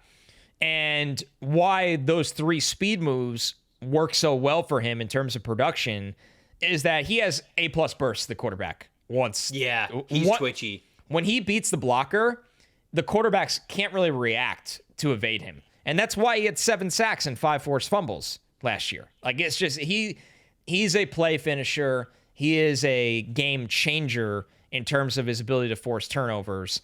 Where I have my concerns is both with power. One, the speed to power I thought got stalled out by the stronger tackles he faced. Mm-hmm. Where it was like, yeah, this is close to what an NFL tackle looks like. You're not converting speed to power anymore.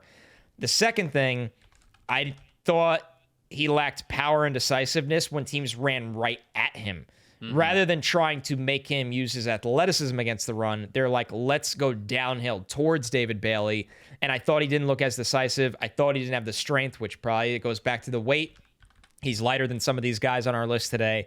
My synopsis on him was Bailey is a blend of a pass rush artist and demon, showing up to the field with no gloves, no tape, very little pads, ready to wreak havoc. He can look overmatched when teams run the ball right at him, but his ability to get after the quarterback gives him an NFL calling card. Yeah, it's funny that the guy that I also have in my top 3 is a little bit of that designated pass rusher type of a player, so we'll have a little bit of that same conversation. I just felt as though Bailey was very like up and down. Like the good plays were phenomenal, and the bad plays are like, all right, you're getting targeted in the run game here, or if you're trying to win with power, it's just not going to happen. So I could see it from him. And again, like maybe I'm not giving Yannick Ngakoue enough credit with how successful he has been, but like that's sort of what I saw is like I remembered Ngakoue with the Jags, and I was like, this dude couldn't be blocked for a little bit. And that's how I feel like maybe Bailey gets in a defense that allows him just to pin his ears back and be that speed demon type of a player. We see that production from him. So you've got him at 5 there. 3, sorry. I have Joshua Josephs at 5. Okay. So I have him all the way at number 5. Big projection. Where did you have him? 11. So you have him at 11. I've got him at 5. He's a senior this year for Tennessee. Listed at 6'2.5", 238 pounds. So he is a lighter, a little bit smaller edge rusher, but man, he's got vines for hands. Like you or for arms. I mean, you watch him on the field. Vines for hands. Yeah, he's got vines for hands. They're just everywhere. I mean, they kind of are. That's actually a con that I have of him, like as a weakness, is it looks like he's just flailing his arms around sometimes. Yep. And I go, all right, well, a part of me wants to give you a little bit of grace here because your arms are so long. It's tough to control those bad boys, but that is something that he has to get better at. But somebody who played opposite James Pierce Jr. last year, he was a 4-star edge rusher in the 2022 class.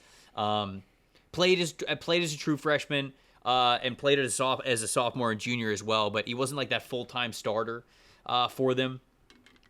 The arm length is a massive plus. Like I think his arm length is going to be like even with him measuring it at 6'2.5", which is 16th percentile. I bet his arm length is like 80th percentile.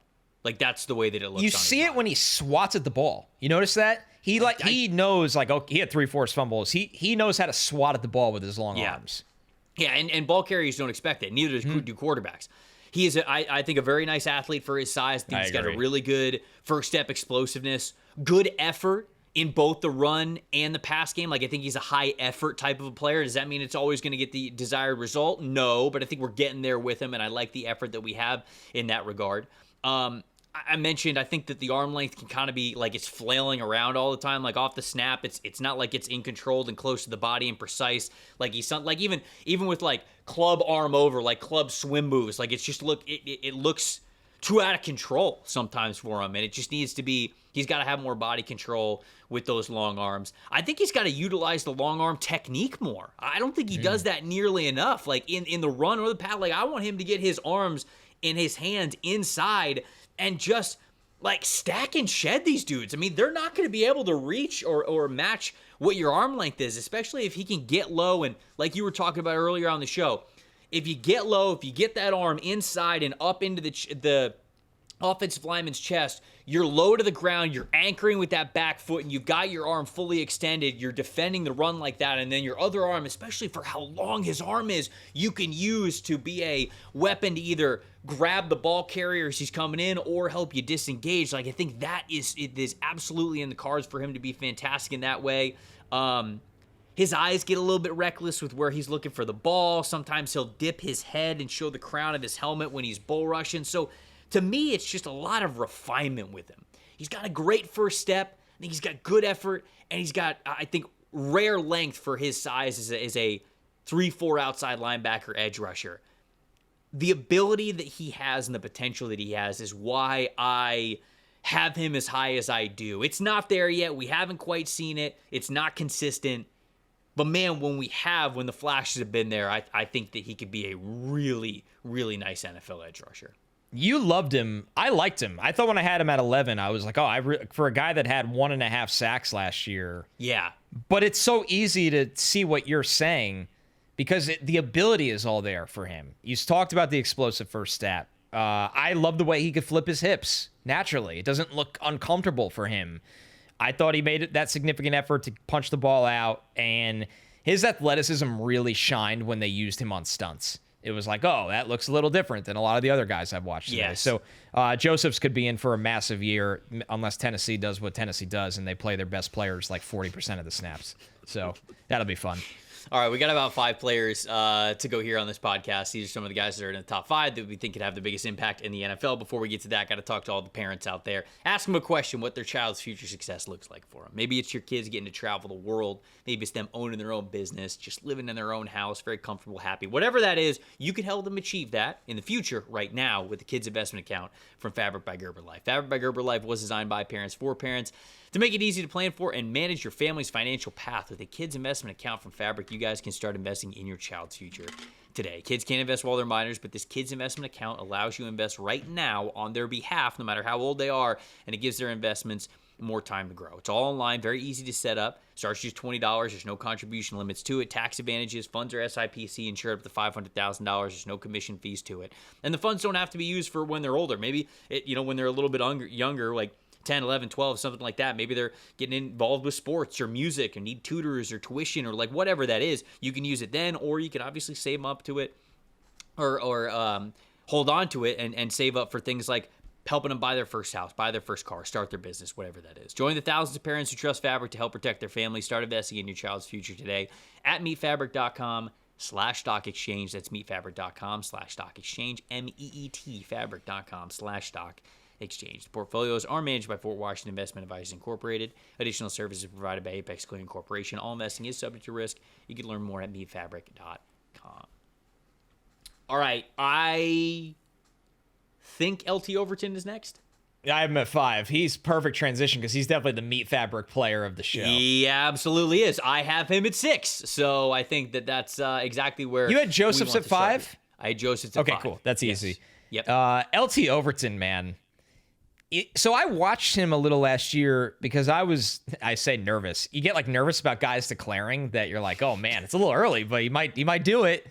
No. It's too early for that. Like I've already too many players to watch. Please don't declare. And then he went back to school, and I'm glad he did. But when I really did the heavy watch this summer, I love this dude, Trevor. I really do. There's so much to like about it.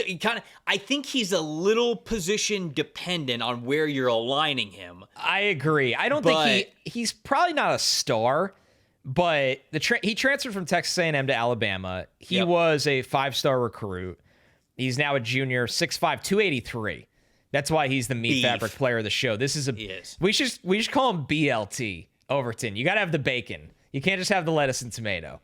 I mean, this dude, he is big, heavy-handed. He could play, in college at least, up and down the line of scrimmage. The production last year, he only had 2 sacks, 1 forced fumble, 4 quarterback hits. He did have 32 hurries. So he just didn't convert a lot of that 18% pass rush win rate. He just didn't convert a lot of the pressures into sacks. The thing I love the most about him, I've never seen somebody so insulted when they try to send pullers at him. He crashes into pullers like it was a personal insult. He's trying to knock. It looks like 1995 football when people pull at him. So I love that attitude from him. He has so much lower body mass and strength that I just didn't see him moved in the run game. It was like, dig my foot into the ground. Good luck. You are not running here. I'm at least pushing you wide or redirecting you at a minimum. I'll say this, as an interior rusher, I saw some twitch for the big fella. Like, there's a couple times where he's not a twitchy edge rusher. Mm-hmm. But if you have him go up against a guard or a center, he's not afraid to throw a couple stutters and throw his hands in a couple different directions and try different moves to win inside and outside. I thought he is currently more of a powerful disruptor than a play finisher. I don't think the pass rush plan is very rounded and creative right now. Watching him, though, I was like, is this year's Shamar Stewart kind of player, where I'm like, there's a lot of disruption. There's not a lot of box score production, but I have a place for him on my defensive line to disrupt the run. And can I teach him one counter move as a pass rusher and just get a little bit more out of him there? I have him listed as a 3-4 defensive end, and that's what he looks like. He's not like, he doesn't have the length of typical 3-4 defensive ends, but I wanted to categorize him there because all the strengths of what he does well, I think, shine when you kick him inside the tackles, right? I think that you could play him head up against an offensive tackle, and he could try to win with power. But like you said, I think he's got twitch, but not necessarily twitch for like a full-time edge rusher, like a 4-3 defensive end or a 3-4 outside linebacker. It'd be kind of wasting him. You're right, exactly. Like, don't put him in those positions where you know he's not going to shine as bright. Whereas if you put him either head up against the offensive tackle, head up against the guard, or anywhere in between, he can get across the face. Like, he's got a nice lateral first step. He's got that twitch to him. He's got that power. He can take on those pullers, like you mentioned.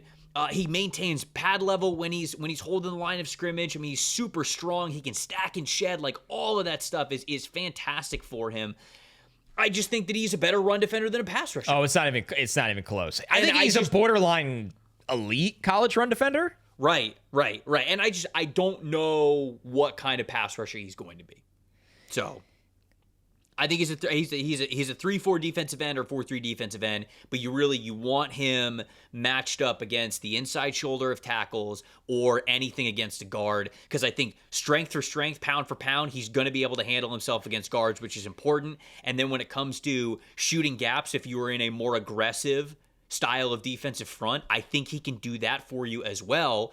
Slants, stunts, like things like that, and he could be advantageous for you if you put him in between where the tackles are. So that's how I viewed him. I think he's a 3-4 defensive lineman, but I think he's a damn good one, man. I think this guy's a future pro. Without a doubt. So that was 5 for me. He was 6 for you. Yes. A reminder, 5 for you was Joshua Josephs. 4 for me was Keldric Faulk of Auburn. I also have Keldric Faulk. I now believe that there is a player who is in my top 3 who either you didn't watch or you did not have in your top 15. Very interesting. Yeah. I am hoping that is that. You know what? No, I'm hoping that you watched him and you think he's cheeks and I've got him in my top 3, because that'll make for a much better podcast. Diabolical. Okay. Keldric Faulk. We're getting into like the pure units section of the show. These guys are just massive human beings. Keldric Faulk is 6'6", 270. I mean, he's a big boy. You have him 20, 4, right? I have him 4. He's 20 years old on draft night this year. Can't even drink. Can't even have a drink. What's he going to celebrate with? Yoo-hoo? That's a good choice. Good choice. Want to sponsor the show, Yoo-hoo? The official drink of 20-year-olds on draft night. A Yoo-hoo and a slice of pizza. Bagel bites and a Yoo-hoo. Could hit, though. Oh, man. Keldric Faulk, his true sophomore season was last year. From Auburn. 7 sacks, 5 quarterback hits, 31 hurries. This dude is big. He's got length. He is strong and powerful. Mm-hmm. I love watching him set the edge. It is just somebody kind of like LT Overton. It's you're not moving me from here. You're not moving me off the line of scrimmage.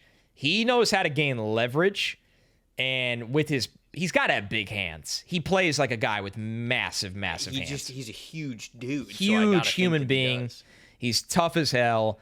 He knows how to get, for a tall guy, I was impressed with the leverage. There was plenty of times where I saw him get off the ball, stay low for 6 inches tall, use his hands to stack and shed, or just get under the pads and hold and dig in at the point of attack.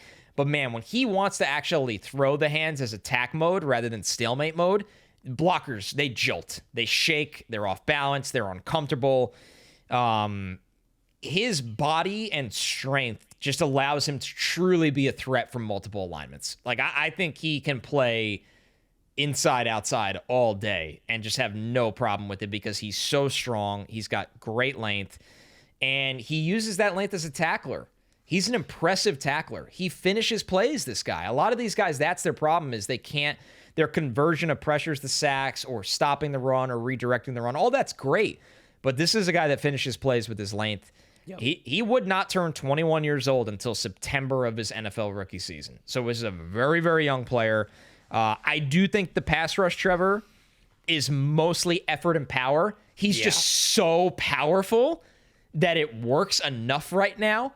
But if I get more and a little bit more technique and coaching, because he's so young, this is someone with star potential. Yeah. So he's a true junior. Like you say, you mentioned the age of how young he is. And that's why I still have him as a 4-3 defensive end.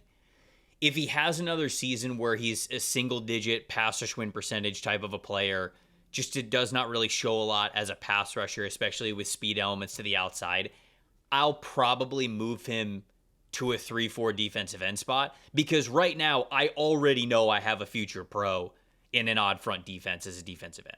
Like, I already know that I have that.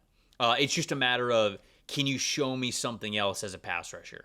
Long, strong build for the NFL. Lateral and linear explosiveness are good for his size. There are times when he's a little bit more hesitant, but like when he's doing things, you got to remember, he's just an underclassman. Like last year's film, he's a sophomore. So the 19-year-old. So the moments, what's the Ryan Williams thing? With every Ryan Williams touchdown, his age actually decreases. Ryan Williams is 8 years old. Can't believe he's catching touchdowns for Alabama and he's 12. It's amazing. When you watch him play confidently, he has the athleticism that you want. Like, he's got that agility, he's got that explosiveness, all of that stuff is there for him. He plays a little high, especially when he's asked to play from a 2-point stance. I want him as more of that hand-in-the-dirt guy, but when he is, I think his leverage is fine. And like you mentioned, that jolt at contact, that power at contact, how he's able to defend the run, the solo run stop percentage, 90th percentile stuff here. Over the last 2 years, 90th percentile. So I think he is, if he could show a little bit more pass rush chops, I think that we're talking about somebody who can be probably a top 15 pick and probably stick as a 4-3 defensive end.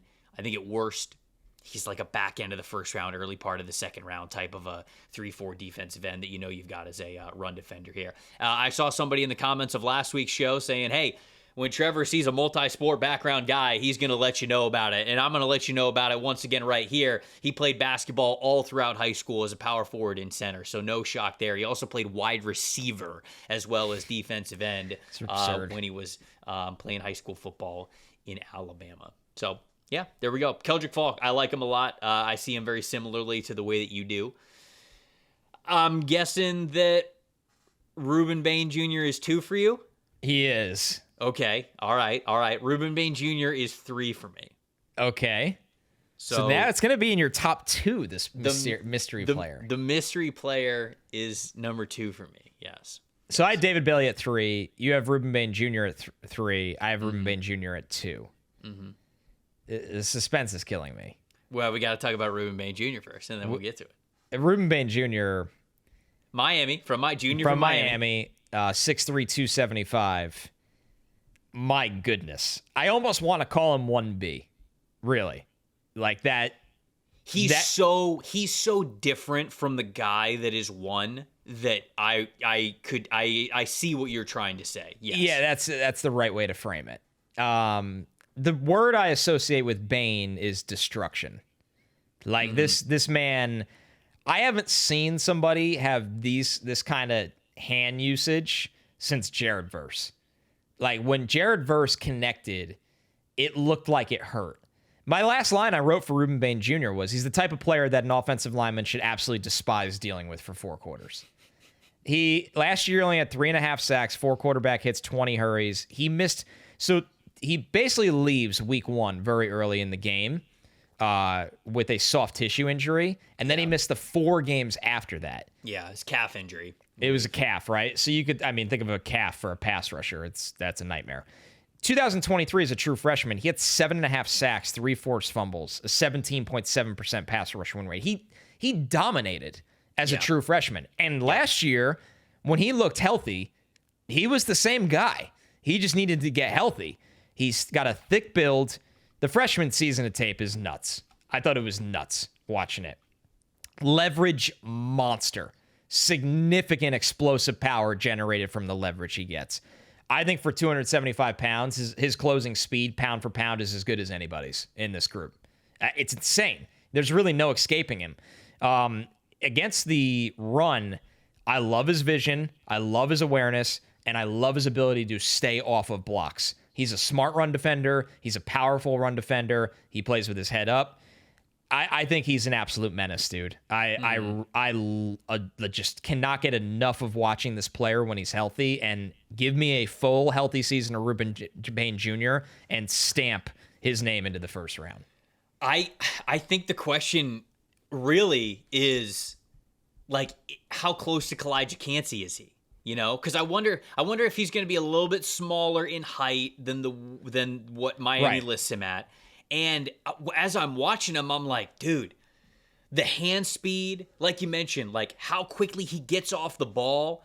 There are plays where he's got total scheme versatility, first and foremost. Right. He can line up anywhere from a 3-technique defensive tackle to a 7-technique outside linebacker type of edge rusher. Miami will put him basically everywhere because he's got the ability to do it. There are a couple of plays where either he was going up against, you know, like a basic. I saw this a handful of times. Guard, tackle, or tight end, where he's down a 3-point stance. The ball is snapped, and he goes hands up, hands to the side so quickly. The offensive linemen, you could tell they're like, "What just happened?" What? How did I get here? The hell is that? And how is Rueben Bain Jr. now behind me? Like, did he teleport? Jr. has my quarterback in the walls of Jericho. Yeah. He's tapping right now. He's got him in the ankle There's lock. No the Kurt rope Angle break. Lock. No rope break in sight. So the question to me is just, as I watched him, they're asking him to do a lot of different things and play a lot of different positions. So that goes into this.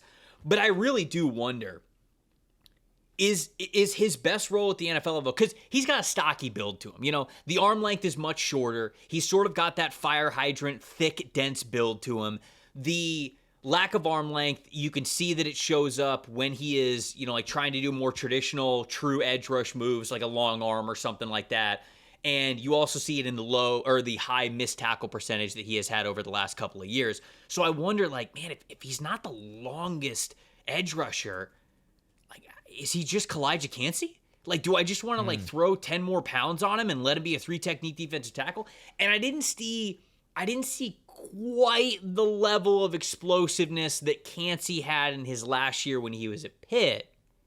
But there's still a full season for Bain Jr., especially if he's fully healthy, to show us that now as a draft-eligible junior. So this is, I have a hard time believing that you're going to get 32 players in this class that the NFL is going to draft over Rueben Bain Jr. So yeah, I think he's a first rounder. It's just a matter of how high do I think the league is going to draft a player like this.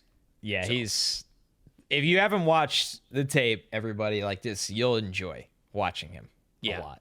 Yep. All right. Drum roll. Number 2 for me is R. Mason Thomas from Oklahoma. I did watch him.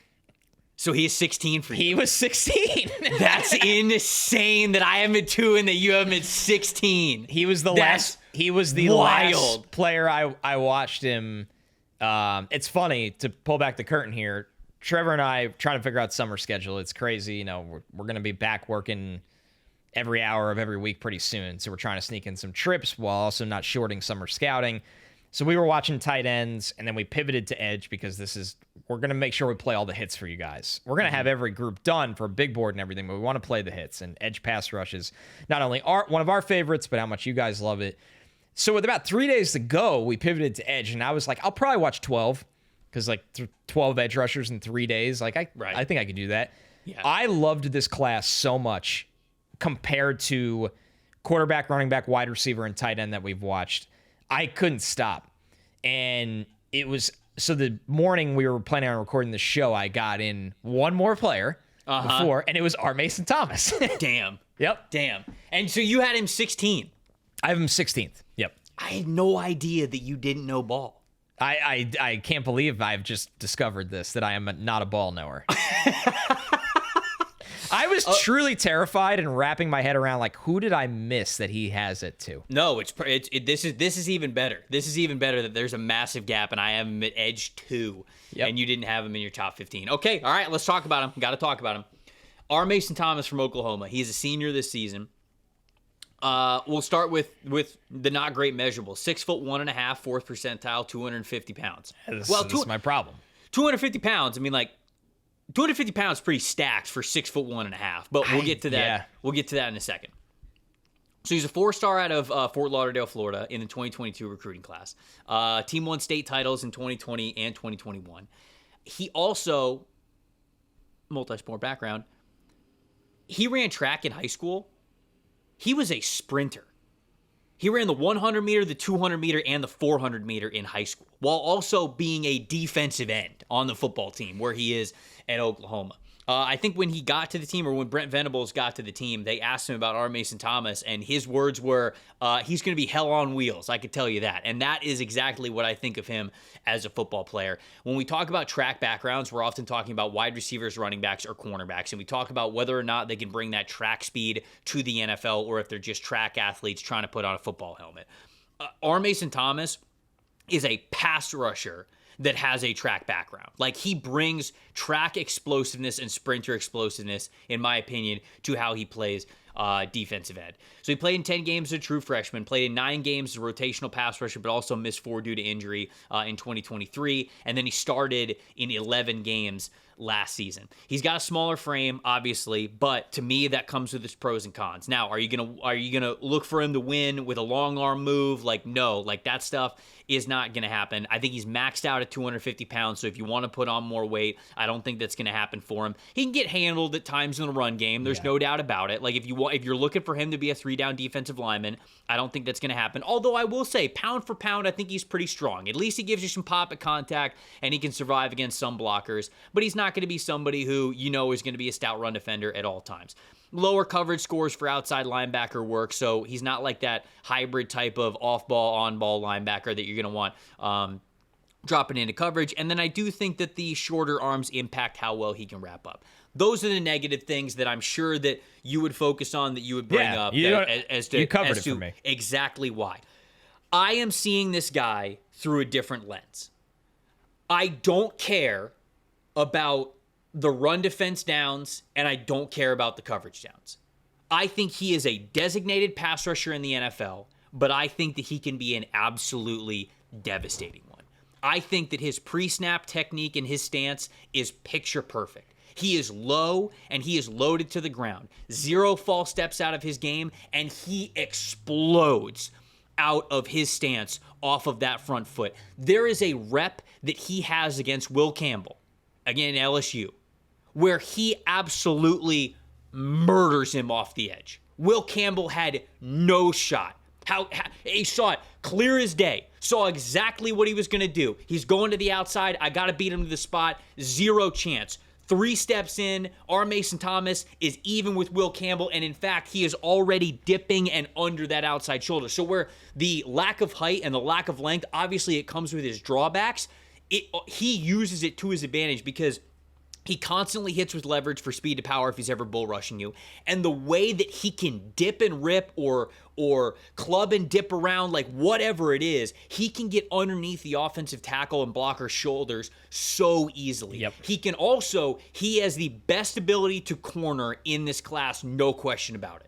So when you combine the fact that he has the best first step explosiveness as a former track sprinter, and he has the best flexibility and corner ability to get around the outside shoulder of offensive tackles, give me this dude as a designated pass rusher. Let him be and I hate comparing guys who went to the same school because people just think that it's low-hanging fruit, but like, let him be Nick Bonito. That's what he has to be. That's exactly what he has to be. And if he's Nick Bonito, like that's incredibly amazing. Yes. Incredibly valuable.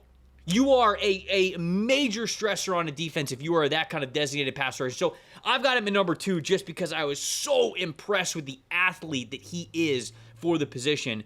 So as a one-dimensional designated guy, is he going to remain number 2 in my rankings? I don't know. Maybe I'll have him a little bit lower. But I could not love the speed elements of his game more.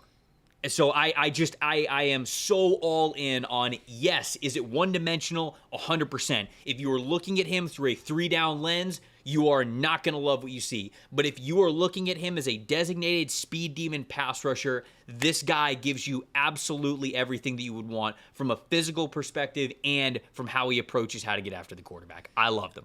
Yeah, his ability to keep his momentum while dipping that shoulder and going around the corner is A+. I mean, that was my top strength I wrote down for him was there's just no loss of speed. And you could either keep up with him or you can't. And that's how he ends up with 9 sacks last year and the 2 forced fumbles and 9 quarterback hits. So he was getting home a lot.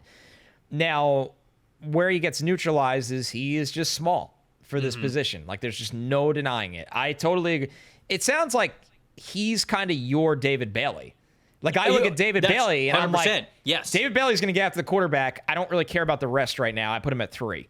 Yes. You saying that for R. Mason Thomas, you put him at 2. So I have, once you understand those potential limitations, if you believe the guy has the calling card of simply getting after the quarterback, that's too important of a skill for the NFL level.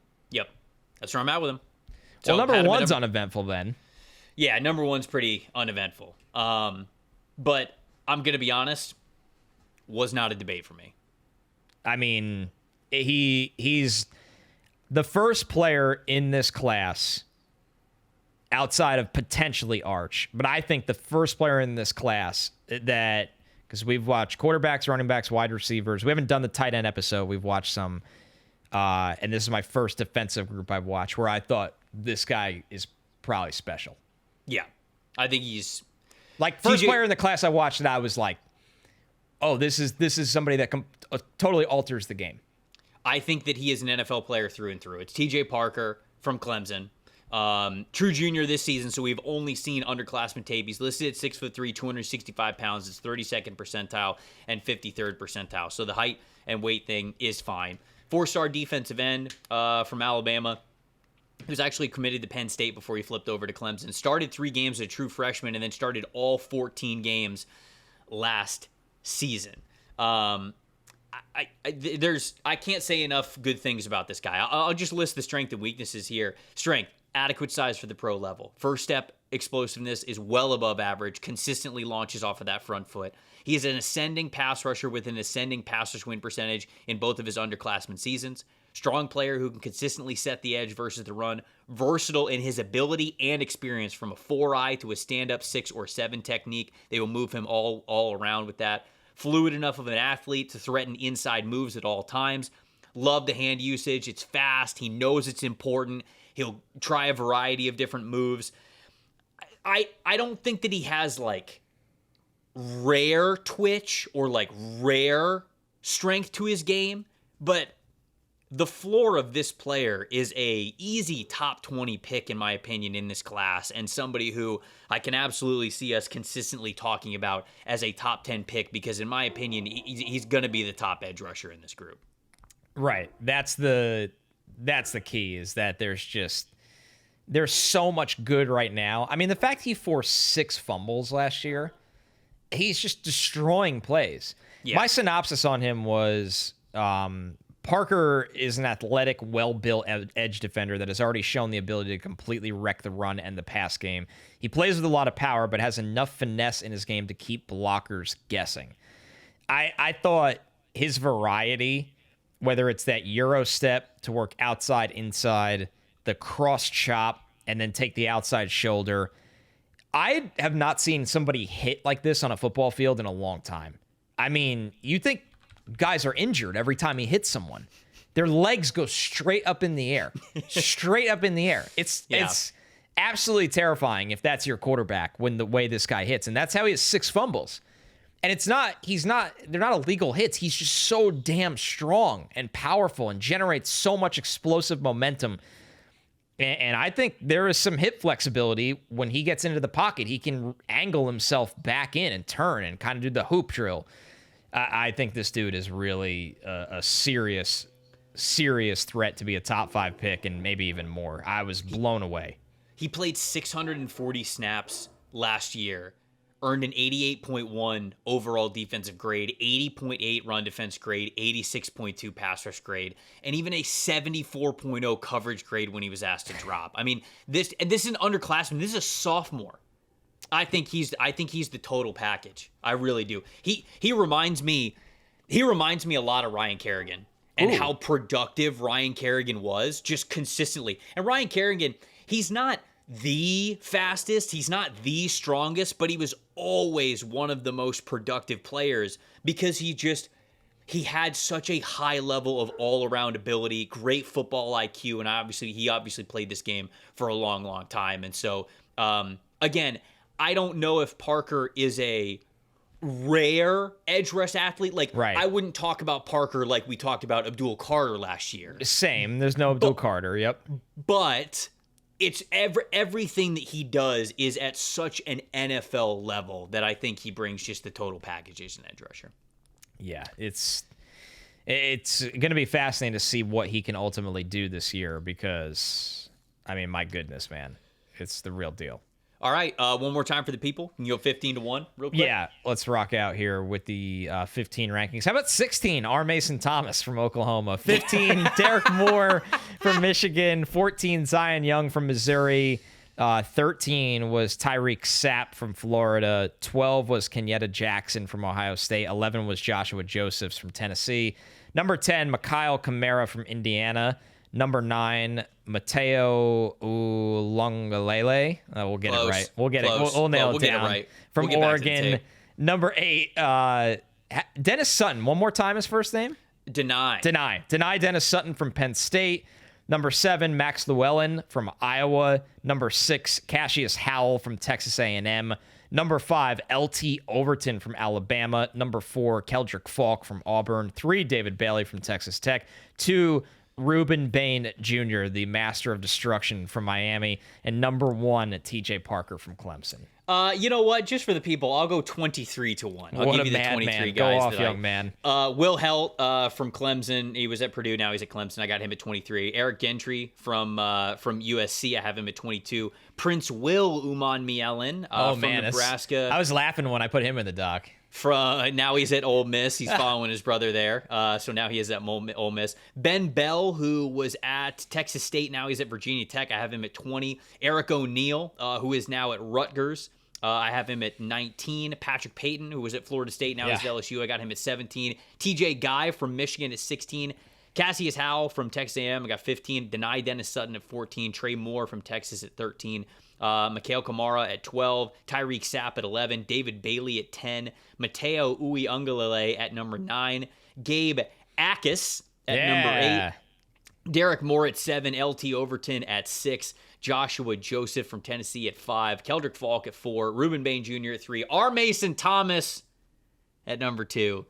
And then TJ Parker at number 1. We would love to hear from you guys. We'd love to hear what you think about our rankings, and we would love to see your rankings as well. We know a lot of you guys out there are big-time college football fans. Maybe it's just one of these guys that you know really well. We'd love to hear some backstory on him, be like, man, I've been watching this guy for years. I really think he's legit. Or it could be the opposite. You could say, hey, I've been watching this guy for years. I just don't think he's an NFL player. Any type of insight, analysis, rankings, anything that you guys got, we would love to hear from you. Best way to do that's in the YouTube comment section, youtube.com/NFL Stock Exchange. That's the best way to have conversations with us, to have conversations with each other. We're building an NFL draft community here, so we would love to hear you guys' thoughts and rankings on all that good stuff. Like Connor said, we're going to be bounced around a little bit because we want to play the hits for you guys around some PTO and some trips that we're taking and all that kinds of stuff. So I think, what do you want to do next? We know we want to hit offensive tackle and corner. Which one do you want to do next? Oh, probably the big fellas at offensive tackle. All right. We'll do offensive tackle. So we'll do offensive tackle next week. We'll stick with the size theme here, and we'll go offensive tackle. I'm very curious. A lot of people talk about Caden Proctor from Alabama as if he is a lock, top 10, top 5 type of a player. I really have not watched him at all whatsoever, so I'm excited to dig into him and the rest of this offensive tackle class. Spencer Fano, right? I mean, from Utah. Like, I see people talking about him as OT1. I can't wait to dig into it with you guys. So we actually planned the pod a little bit earlier. So if you guys want to watch some of these offensive tackles and get thoughts on them before we give you our thoughts next week, you can do so there. For Connor Rogers, I'm Trevor Sikkema saying thank you so much for watching the NFL Stock Exchange podcast. We'll see you guys next week.